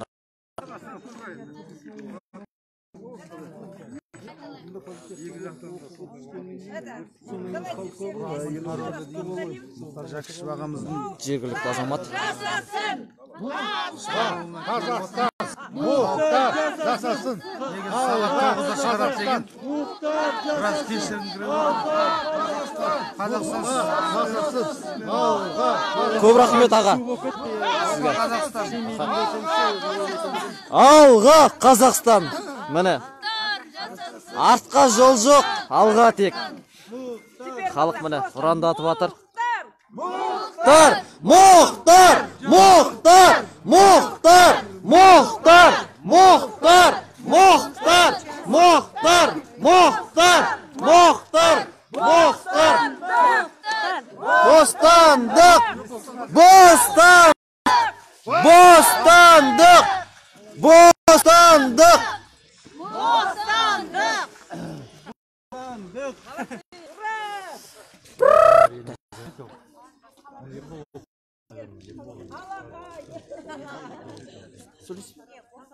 Сөйлейсің? Менде 800 адам қарап отыр екен. Халқымызға, елімізге не айтасыз? Осылай шыншыл қызды тәрбиелегеніңізге мың алғыс сізге. Қайта қойыңыз, халыққа сөйлей қойыңыз. Иә, халық тыңдап тұрсыз. Мен өзім бізде қалай көшенің адамдары жиналып жатырмыз. Қазір маған десең қай партияны құр, бесполезно. Жоғары жақтағылар олар финансировать етеді дейді. Ол бізге келе ма, келмей ма. Главное, біз өзіміздің таза халық екенімізді дәлелдеп, көшенің адамдары шындықты талап етіп, әркім өзіміздің ойымызды жеткізіп, челлендж түсірдік. Сіздер де үйде жата бермейді, хотя бы қазіргі коронавирус жүріп жатқандықтан, митингке шыға алмайтындықтарыңыздан, өз ойларыңызды жеткізе алмайтын болғандықтарыңыздан челлендж түсірулеріңіз керек. Сол кезде ғана өзіңіздің наразылығыңызды, көкейіңізде жүрген ұнамайтын нәрсенің бәрін сол через қазір век информации, через челлендж можете халыққа жеткізуге, халыққа деттім ғой, жоғарғы жаққа, еститін құлақ болса. Еститін болса, әрине шығуға придется, одан басқа бізде амал қалмаған жоқ. Өздері амал қалдырмай отыр жалпы, иә. Өздері қалдырмай отыр амалды. Мына Қытайдың бір видеосын көрдім, мен енді кереметтей бұл политик емеспін, қарапайым халықпын өздеріңіз сияқты. Сонда Қазақстанның қандас өзіміздің адамдарымыз сөйлей алмайды, өйткені сөйлеуге болмайды, интернеттен тек қана жүрек түсін бүйтіп ұрып қана жылап тұр. Бізді мына өкімет соған жеткізуі де ғажап емес. Көріп отырмыз, істемеген істеп келе жатыр осы уақытқа дейін. Жер мәселесі деп шырылдап жүрген еркектер қаншама. Міне қазір тағы да жазықсыз Мұхтар ағамыздың өзі. Депутаттар екі ауыз екі сөздің басын қоса алмайтын біз үшін қайдағы 103 депутат па неше адам біздің өмірімізге тағдырымызды шеше салады. Оларды біз сайлаған жоқ. Таза сайлауға түскен адамдар емес. Біздің тағдырымызды 18 миллион халықтың тағдырын сол 103 отырған адамдар ғана шеше салады екен. Сонда біз үндемеген үйдей пәледен құтылады деп отыра берсеңдер, әрі қарай уже Қазақстанымыздан айырыламыз, жерімізден айырыламыз. Оған бара жатса. Осылай міне шырылдап жүрген 5 жанды өзім керемет қолдаймын. Жақсы көремін, жас болса да 20 жастағы жігіт уже Қазақстанның бәрін уже 5-6 жылда біліп қойған бала не болып жатқанын. Заң аясында жұмыс істеп жүрген. Ал мен заң аясын ұқпайды екенмін, заңды білмейді екенмін. Біздің заң өмір сотталмаған, мені ел өмір пыға тақса, мен ана бір соттың ішінде 3 сағат бойы отырсам, ол маған не керек? Ары қарай міне біздің Дулат аға неге қайтыс болды? Аузыңды ашсаң түрмеге жабады, аузың жапсаң түрмеге жабады. 15 сутка, 10 суткаға. Ол кісінің көзін құртыптың тақыры. Ол кісі құрса да артындағы адамдары оны тілеулестері көп. Қалай сетевойға попадать ететін кім? Қазақтар өйткені туған туысы бар, бір-біріне айтады, ойбай осылай ақша беріп жатыр. құлап атсыздар ғой, түсіп атсыздар, ондай адамдар қаншама. Сондықтан айтатыным, қазағым, алданбай, осы біз правильный гражданин законымызды закасты басына береді екен. Басындыртпаңыздар, өз ойларыңызды білдіріп, қазір осы уақытты пайдаланып, коронавирус уақытын пайдаланып. Міне масканы мен сатып аламын, мысалы. Қанша теңге білмеймін, мен сатып алғам жоқ, біреу маған берді, мен алмаймын да. Өйткені өлетін адам былай да өледі, жүз жерден қорқытсын. Алла тағала біледі оны қай уақытта, өзі берді, өзі алады боламыз. Сондықтан қорықпаңыздар. Өмір күрес дейсіз ғой. Біздің қорқатын адамдарымыз анау бірақ кемеге кіріп кетеді, сиіп кетеді. Титаник сияқты кіп-кішкенде, үлкен кемеге. Қалғанымыз бәріміз осы жерде қаламыз. Бала-шағамызды жерден айырамыз, үндемей отыра беретін болатын болсақ. Одан кейін қазір тағыдан заң орнатып қойды, органдар сатуға болатындай қылып. Біздің ұнамаған мені мысалы апарып денсаулығы мықты болса біреуге өлтіре салады, ойбай бүйтіп қапты, сөйтіп қапты. Оны заң аясында уже шешіп қойған. Отыра берсек тағы да неміз қалды. Бәріміз жаншып келе жатыр, тағы бірдеңке енгізген, қазір дәл ойыма түсіп тұрған жоқ. Мен политик емеспін, өздеріңіз сияқты қарапайым халықпын. Отырмаңыздар, челлендж түсіріңіздер. Дәл қазір сіздерде шанс болып тұр. Өз ойларыңызды үйдің ортасында, семьяңыздың ортасында білдіруге. Ал енді Бесжанға рахмет, Бесжан бауырымды керемет сыйлайын. Кеше бізді Құдайдай күтті, жан-жақтан келген қонақтармен бірге. Сондықтан Бесжанға рахметімді айтамын. Қолдаңыздар, тыңдаңыздар, бұл жігіт өзінің қарсылығын тек қана осылай сіздер арқылы білдіре алады. Ендігі или бізді естиді осы челлендж арқылы, или көшеге шығуға мәжбүр боламыз. Біздің жерді сатушы болма деген нәрсе бар. Балаларымыздың вакцина айтпақшы, вакцина. Оны Қытай шығарады екен. Оның бәрі халықты мәңгүрттендірудің саясаты. Біз білмейміз, чип салама баламызға. Пожалуйста, любой нәрседен уже бізді халықты қысым қалып жатыр. Басқасы бітті уже. Сенім жоқ мына билікке. Жақтағы нелер мынандай бас істейтіндерді жапқаны аз еді, енді бүкіл қарапайым халыққа көшті енді. Ауыздарын жауып тише отырсын дейді. Мені кеше соптағы айтады, мына халқым надан, халқым ұйықтайды дейді. Сен оған сенбейді маған. А мен үйтіп ойламаймын. Мен ояндым. Сіздер не қылып жатсыздар? Түгел ояндыңыздар, жатпай. Рахмет. Оян қазақ, әрекет қыл қазақ дейсіз ғой. Әрекет қыл, өзіңдің емшек бермеген балаға, жыламаған балаға емшек бермейді дейді. Челлендж түсіріңіздер, пожалуйста. Сіздер сол арқылы өздеріңіздің наразылықтарыңызды білдіре аласыздар. Мына кісі міне жай буклет таратқан үшін ел өмір бар. Не істеді? Қолымызда қару жоқ. Аға, мен Өскемен тұрғынымын. Есімім Тұрлан Нұрмұхаметұлы. Мен айтайын дегені осы көрермендерге көбінесе біз ұқпай жатқан мына белсенділер немене сырылдап тұр, не жетпейді дейді. Жетпей тұр, мен ұғым бойынша көбінесе біздің мына конституция жұмыс істемей жатыр. Конституция деген біз ол халық. Бізде халық жұмыс істемей жатыр. Халық үндемей жатыр. Халық требовать етсе конституция бойынша мұндай жағдай болмас еді. Үндемей жатырмыз. Біз президентке қараймыз, президент не береді, кәмпит беремін, печенье жоқ, ол президент бермеу керек. Біз сұрауымыз керек, президент бізден сұрау керек. Жаным, не керек, не жетпейді, соған жету керек. Біздің қызметкері болу керек қой ол. Біздің қызметкері болу керек. Дұрыс айтасыз. Соны ұқпай тұр. Сол конституция оқыңдар, требовать етіңдер, заңды біліңдер. Біз көбіне заңды білмеген кеселден осындай жатыр. Заңды білсек, халық білсек, көшеге наразы білдірсек, сонда ғана ұғады олар. Мына халық бар екен ғой. Ол халық керек қылып тұрған жоқ, сендер керек қылып тұрған жоқ. Ешқайда заң істемей жатыр. Көбіне мына белсенді шығып жатқан көп мәселесі осы. Заң істесін. Ертең заман өзгергенде сенің заңды білу керек, талаптарын қойып үйренуің керек.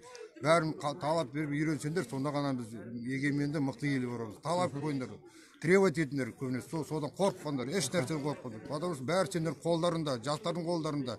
Ертең болашақ болмайды, сендер үндемей жата берсең. Үндемесең, бәрі үндемегеннен шығады. Үндемеген қасиеттен біз осындай жағдайға жетіп отырмыз. Үндемей жүрдік, ойбай Назарбаев молодец, Назарбаев жағдай жасайды деп. Назарбаев жасамайды, оған керек жоқ. Бізге керек. Сол үшін қараңдар, бізге керек нәрсе. Назарбаев қарамаңдар.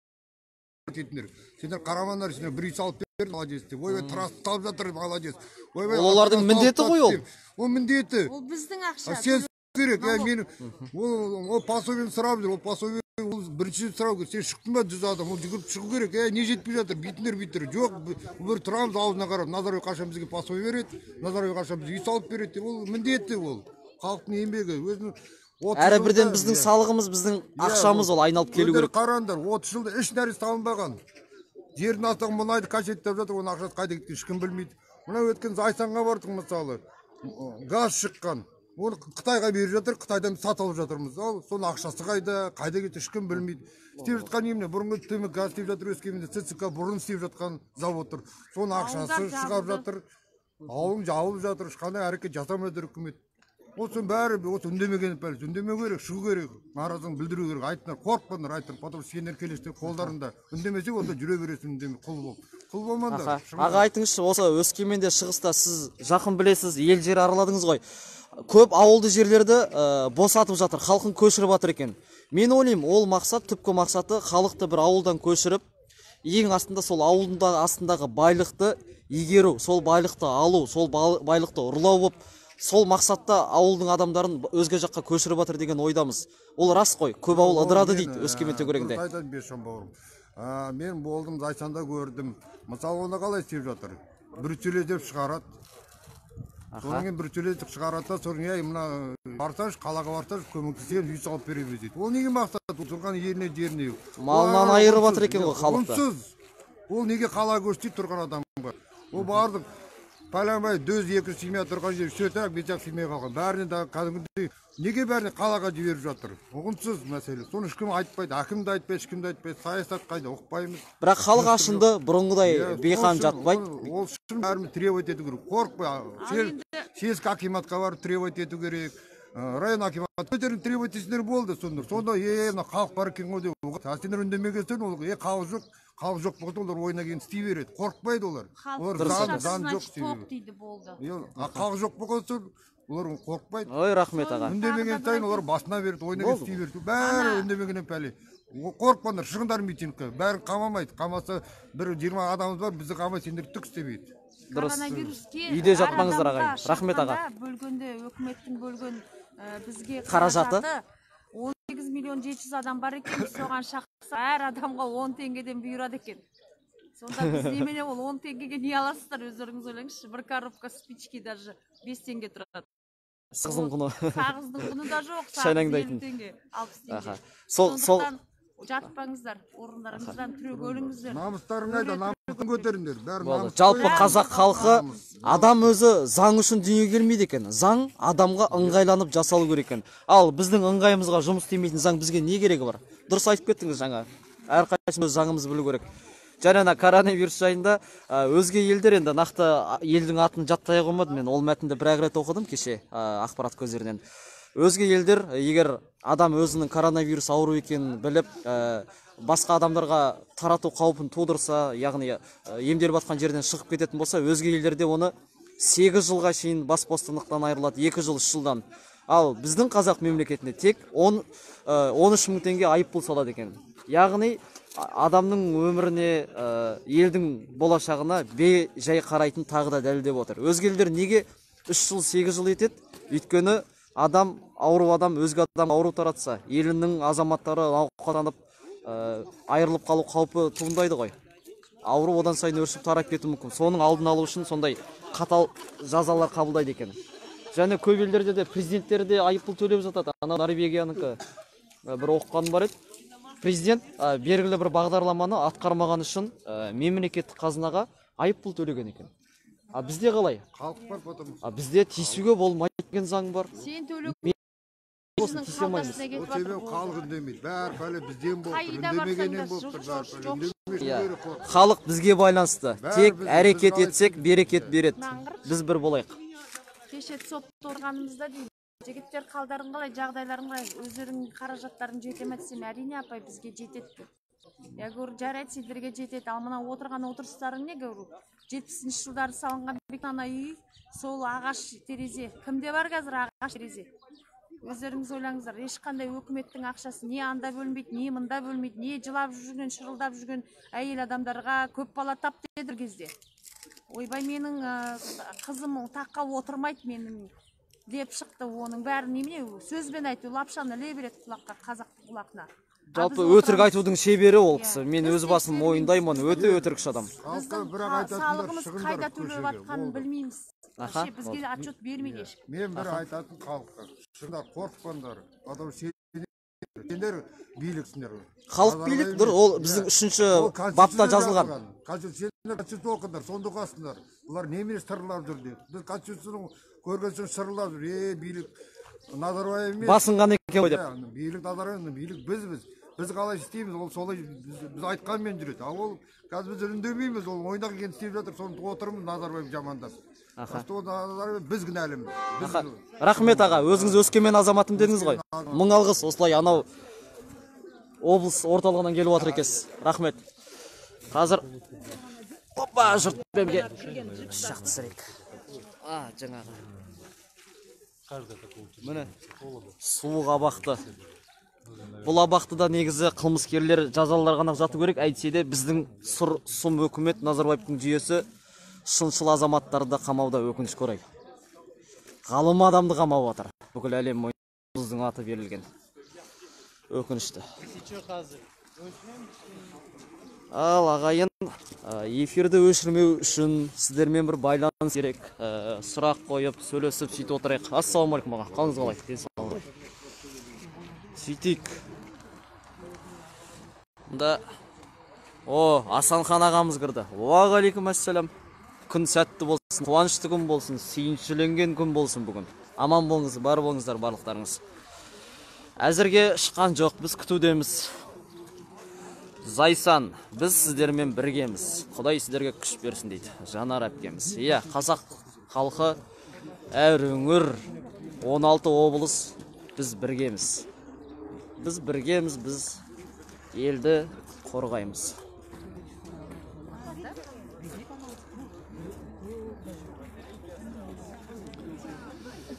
Обратите внимание, кроме казахов никого. А где более 100 национальностей?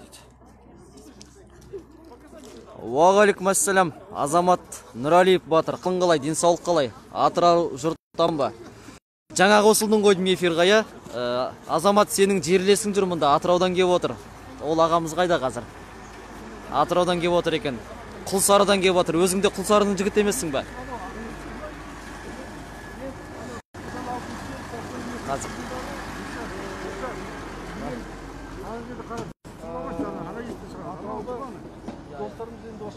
Екі жіп тұр, жоқ, халықтың алдына бір өтті деп айтады ғой бәрібір. Осыншама халықты сыйлайтын шығар. Аман есен, саумыз, біз жақсымыз, сіздер жақсы болыңыздар. Туысқандары келді деп есептейміз, өйткені мына 1-2-3 көлік бар, ішіндегі адамдар жоқ әзірге. Ішінде отыр. Сол кісілер туысқандар ау деп ойлаймыз, жаңа 2 қымбат көлік ішке қарай кірген болатын. Қалай? Атырау біргеміз. Сәлем Мұхтар Жәкішев. Сәлем айтыңыз дейді. Мұна. Аға, Құлсарыдан міне біреу табылды ғой сіздің жерлесіңіз. Азамат Нұралиев танитын шығарсыз. Айта беріңіз. Азамат Нұралиев. Азамат, міне өзің сен өз өңіріңде шырылдап жүріп, өкінішке орай 405 статьяны алып қалдың ғой. Мына өкімет саған жазықсыз едің ғой. Саған кінә артты, я мына өкімет. Міне сенің жерлесің кеп отыр екен. Сонау Атыраудан, Құлсарыдан ағамыз. Жерлестеріңізге бір сәлем айтыңыз. Мойымасын. Азамат деген жігітті мына өкімет андай шектеу қойып, 1 жылға шектеу қойып саған болатын. Сіздің жерлесіңіз Құлсарының мықты батыры. Аман болсын. Аман бол дейсіз ғой бағанағыдай. Адайы атамыздың сөзі. Аман болсын. Аха. Не айтамыз? Сәлемдерімді алып келдім Мұхтарға. Амансау шыққанын күтіп отырмыз. Азғандай уақыттан кейін шығу керек, Алла қаласа. Соны көрсек бәріміз де қуаныштымыз. Қазақ елі қуанып жатыр. Бұл жерге қалай келмейсің енді. Жасымыз жетті келсе де келіп жатырмыз енді. Ой, рахмет. Ал енді. Жолдың қиындығы бар, өзіңе білесіз. Кейін қарай тағы бар. Ал енді. Ең бастысы Амансау Мұхтардың шыққанда осыдан көремін. Ал аман болсын азамат бәрі. Ал сәлем. Одайың аға, сіз өз өңіріңізде анау жақтан кеп шындықты айтып кеп отырсыз ғой. Осы Атыраудың міне осындай азаматсыңды басқа азаматтар сізге барып бір-біріңізді ынтымақта өз Атырауда жұмыстар жасай аласыздар ғой, бұйырса шындық жолында. Алла қаласа уақыт көрсетеді ғой. Болды.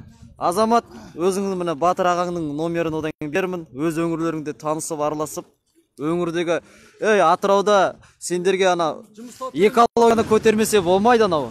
анпызда қытайлар кетті ба, не болды өзі? Баяғыда сол анп заводында сол қытайлардың кесімінен қалып ем мен. Өңірлеріңді реттеңдер.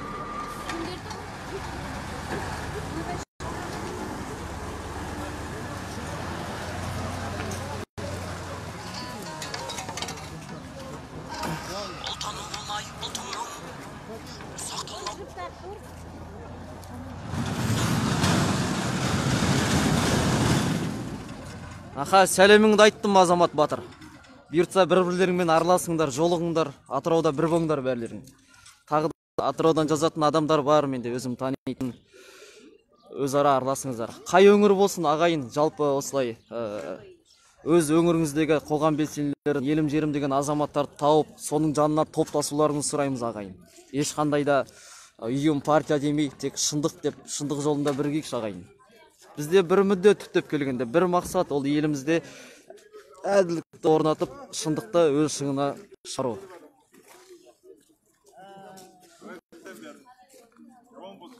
Әрине номерларын алып, сізге жібереміз ғой. Оң болсын, рас. Және барша ағайынды мына келіп жеткен ұлыстың ұлы күні Наурызбен де құттықтай отырайық. Қораларыңыз төлге толсын, үйлеріңіз жанға толсын, ақ мол болып, еш жаманшылық болмасын. Жақсы күндер көп болсын, жаняларыңыз бүтін боп, өрлеп, өркендеп, дами беріңіздер. Елімізде өркениет елдердің қатарына, әлемдік елге, бүкіл жұртқа үлгі болып отқан, дамыған озық мемлекеттердің қатарында елімізді көретін болайық бұйыртса. Ол үшін әрине, іріп-шірген жүйені ауыстыру керек. Жұмылайық ағайын, бір болайық. Қалайсыздар қазақ елі, қара көздер аман болыңдар, ондай жақсы күнде кездесуді жазсын. Мұхтар Жақшыбағамыз сияқты бостандыққа шықсын, алға қазақ сіздермен біргеміз дейді. Менің номерім асықпай тез-тез жазып алыңдар. Бірақ барлығыңыз телефонда отырсыздар ғой. Артынша номерді жазып жібереміз. 877 253 1993. Бір болайық барлық жақта.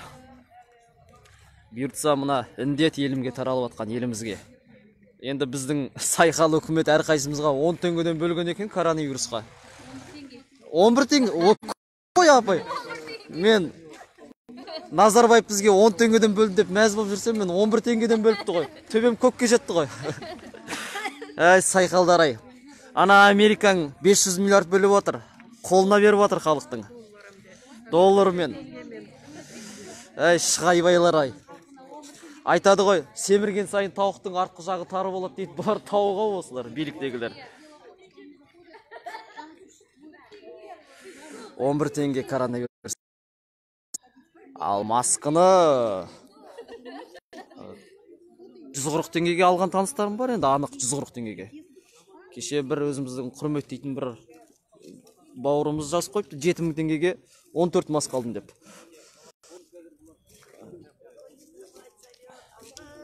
Әй, қазақ шіркін, өндірістік елі болсақ қой, өндіруші елі болсақ қой, барлығын шикіге заттай беріп, таланбай, өзіміз өңдейтін болсақ, әлде қайда ақша өз елімізде қалып, өзіміздің экономикамызға бір даму бердік қой.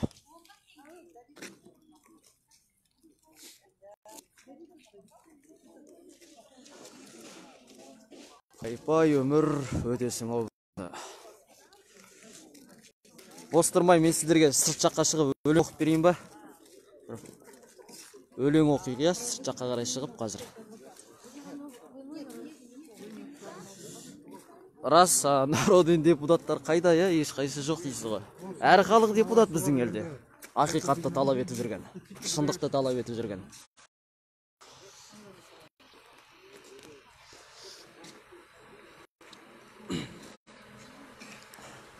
Мына көліктерді бір түсіріп өтейік, қанша халық мұны келіп қолдап отыр, осылай. Мұхтар ағазда.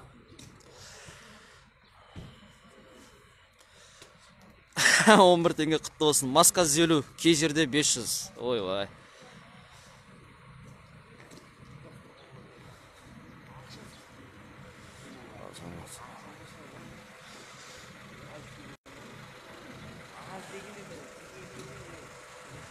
Кірейін ба? Мен де бір көлікке кіріп жылынып алайын.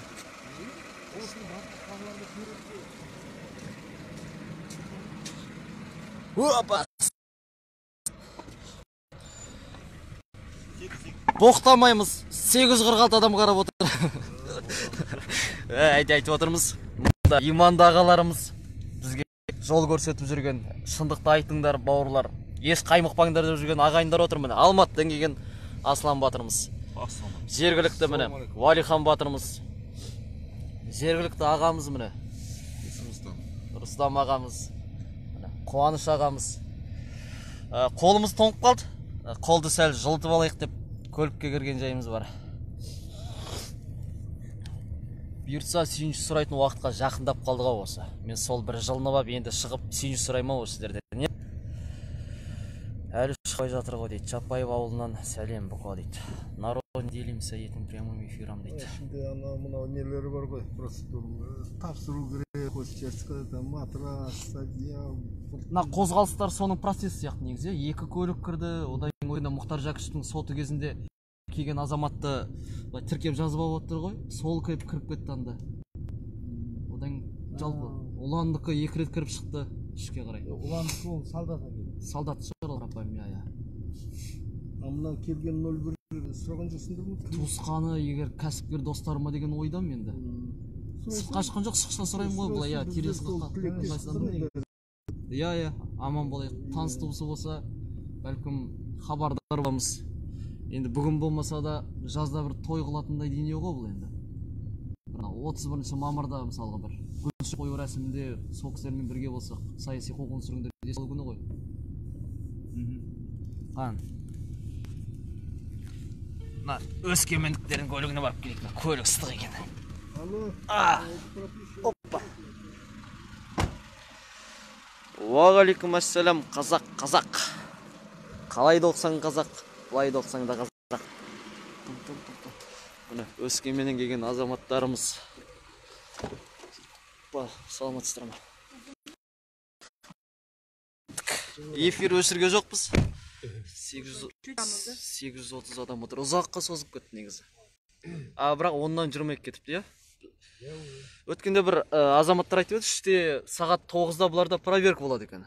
Одан проверкадан босатады деп көп жағдайда. Енді проверкасы анықталды ғой, енді бітті ғой. Бірақ шығару процесі жүріп жатқан сияқты. Көлікке отырып сет ұстамай қалды ғой. Қайтан сыртқа шықтық. Ау! Ағайын! Кеттік!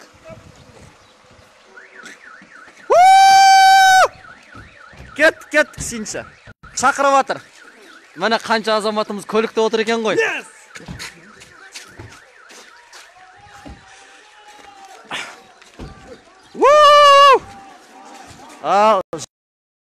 Барынша. Мұхтар жасасын! Мұхтар жасасын! Мұхтар жасасын! Жасасын! Мұхтар жасасын! Мұхтар жасасын! Мұхтар жасасын! Мұхтар жасасын! Ішінде Мұхтар Жәкішев бар ма, айта қойшы? Бар ғой, шықты ғой. Қуан қазақ, Мұхтар шықты! Мұхтар жасасын! Мұхтар аға! Мұхтар аға, аман болыңызшы. Аман болыңыз. Мұхтар аға, мың алғыс сізге. Болды, тоқта. Ғұмыр берсін, жарым ғұмыр берсін. Аллам ғұмыр берсін.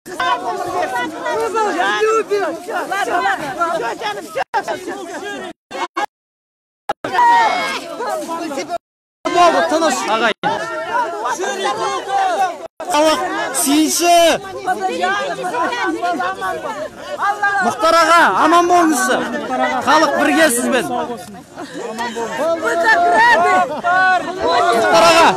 Мұхтар аға, мен қолын алып Мұхтар ағамыздың. Тыныш, Мұхтар аға сөйлесін. Тыныш. Тихо. Тыныш. Тихо, ағайын. Тихо, жаққа қарай апай. Пресса. Пропустите. Для меня, для моей семьи. Я надеюсь, все эти времена остались позади. Вот, и сейчас я смогу, наконец, заняться здоровьем и воссоединиться с семьей. Спасибо большое. Вы самый свободный человек. Спасибо. Болды, жол берейік. Ақ жол, аға, аман болыңыз. Аман болыңыз, ақ жол. Жол берейік, ағайын, құрмет білдірейік, жол берейік. Артқа қарайсақ, шағайын. Ақ жол! Ақ жол! Ақ жол! Ақ жол! Ақ жол! Ақ жол! Ақ жол! Ақ жол! Ақ жол! Ақ жол! Өтсін! Қуан қазақ! Ура, ура, ура! Тура көңіліміздің ноталары көт. Аслан Батыр, Алматыдан келдің, үміт ақталды, қуаныш құтты болсын. Әке қолдалайықшы. Қуанышымыз құтты болсын. Көп рахмет сіздерге. Енді, мынау көңіл толқып тұр. Өткізіңіздер ағайын. Сүйінші. Сүйінші. Кім? Ағайын, жол бергіздерші, өтсін. Болды, ақ жол. Ақ жол, ақ жол, ақ жол. Ақ жол, ақ жол. Давай. Ақ жол, ақ жол, ақ жол. Ақ жол, ақ жол, ақ жол, ақ жол. Ақ жол аға, аман бол. Алға!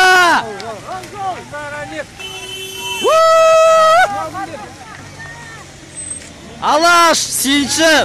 Ал енді. Құтты болсын жаңа. Ал, құтты болсын айтайық. Құтты болсын. Құтты болсын аға. Аман болыңыздар. Құтты болсын. Bunlarмен шашудан жеңдер. Шашу, мен біраз... Алып, жаным, алып.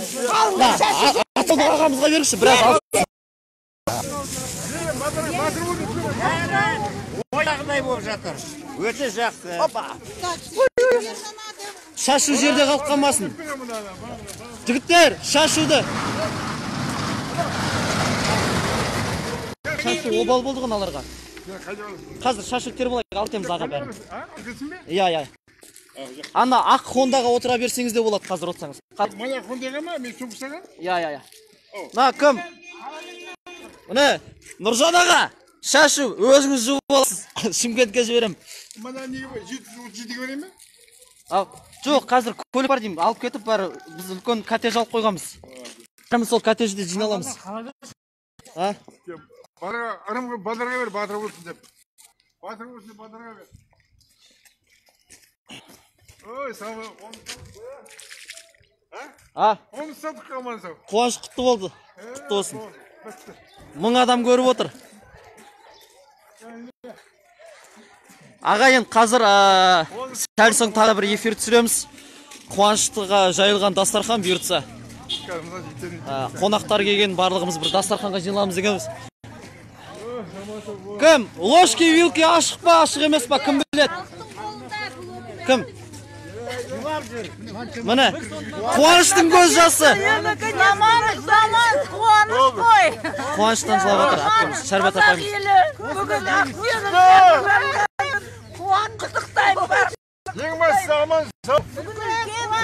Жолды босатайық, жолды. Қуаныш құтты болсын. Кім? Құтты болсын аға, қолым су екен. Аман болыңызшы. Аман болыңыз. Қуаныш құтты болсын. Так. Ой, ақ машина қайда мұндағы?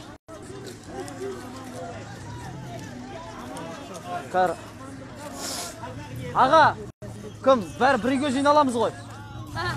Райгүл қайда? Жиналайық. Иә, жиналайық. Екен қаладағы. Ложки, вилки ашық бекен. Жабық бекен. Өткенде алып болған бүгін. Сонда барып көрейік, ашық болса бәріміз сонда. Бақан. Құтты болсын. Секір. Қазір. Кім? Люди! Что, давайте сфотографируемся. фотоға суретке түсейік ағайын. Кет туда, давай. Ағайын. Где правоохранительным органам? Суретке түсейік ағайын, естелік. Бұл тарихи сәт, қуаныш. Тарихи естелік жасайықшы бәріміз. Ой, тарих болады ғой, тарих. Бұйыртса, я. Суретке түсейік ағайын, суретке естелік. Қуаныштарыңыз құтты болсын. Алаш жұрты, еш жамандық болмасын елімізде. Жазықсыздар қамауда қалмасын. Бәріміз бір дастарханға отырамыз бұйыртса. Осы жерде болады ғой негізі. Кейбіреулер мұнда тұрады, қалғандар алда тұрады. Алды су ғой аға. Көп тұрамай қалады ғой мұнда. Мұнаға сиямыз ба? Симаймыз. Міне налар жаманның бәрін көрсетпей осылай тұрайық бұлай. Көрінеді, решетка көрінеді ғой жалпы. Кеңіздер! Суретке! Халық қуанышта. Кім біздің көлік қайда кетіп қалды? Fakat. Ya dürüst. Әкеңіз, кім? Шып кеттегілер сұраған ғана.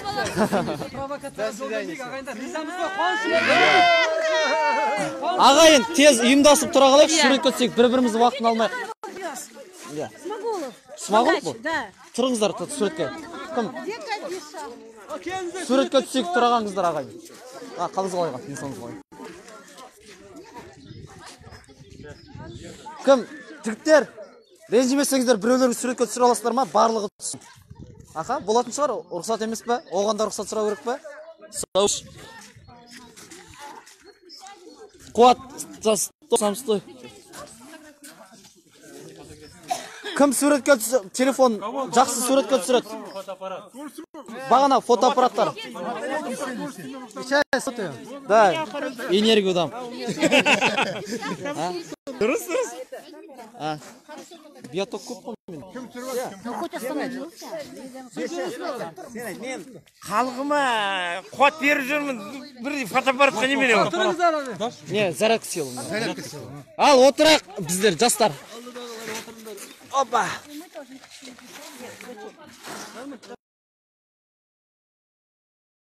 Делаем фото. Нас фотографируют. Ал, қарай қал.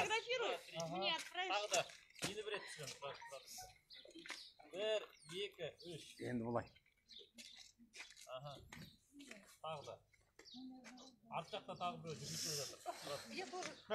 Давайте, да, теперь поменяемся, кто-то қуанышты. Кел, Өскемен өзің отшы кел, қонақсың ғой. Қуанышты болсын. Толқын апаймыз. Халқымыз қарап отыр, 773 адам. Құтты болсын Қаңыз болсын. Ал, қараңыздар. Раз, два, три. Раз, два, три. Қуанышымыз ұзағынан болсын. Мұхтарымыздың жолын берін қалған Арон Атабек. Макс Боқай. Боқай. Кенжебек Әбіш. Алмат Жұмағұлов. Бәрі босатылсын бұйыртса. Жамбыл Көйсінов. Бәрі босатылсын. Давай, давай, тағы бір. Жоқ, аға, жібереміз бәрін. Ана жігіттен аламыз.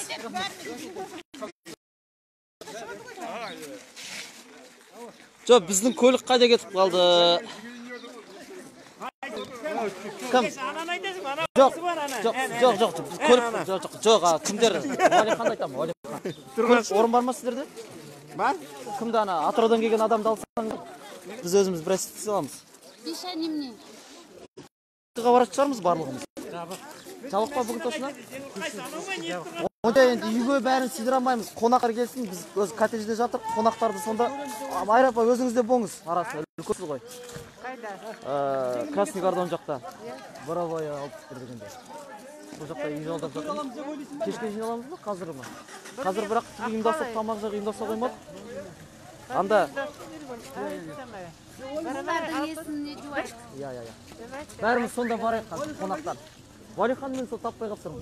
Онда қонақтар ғана барамыз сонда? Жоқ, енді жалпы кеттік. Ишан, онда қонақтар ғана барамыз. Кешегі үйде қонақтармен өзіміздікі жігіттерде. Иә, онда ақылдасып алайық. Алыстан келгендерді күтейік бірінші. Иә. Атырау. Кеше болғанбыз. 700 адамды қимай отыр ағайын. Эфирді аяқтаймыз. 707. Кешке шығамыз бұйыртса я эфирға. Аман болыңыздар, бар болыңыздар. Қуаныштарыңыз құтты болсын. Амин. Халық бірлесін. Қазақстан алға! Эфирді аяқтайық ағайын. Кешке қайтадан кіреміз. Аха. Қимай тұрмыз сіздерді. Алға! Жоқ, эфирдағылар ғой. Жақсы, сау болыңыздар. Эфир бұйыртса күтіңіздер. Мықты.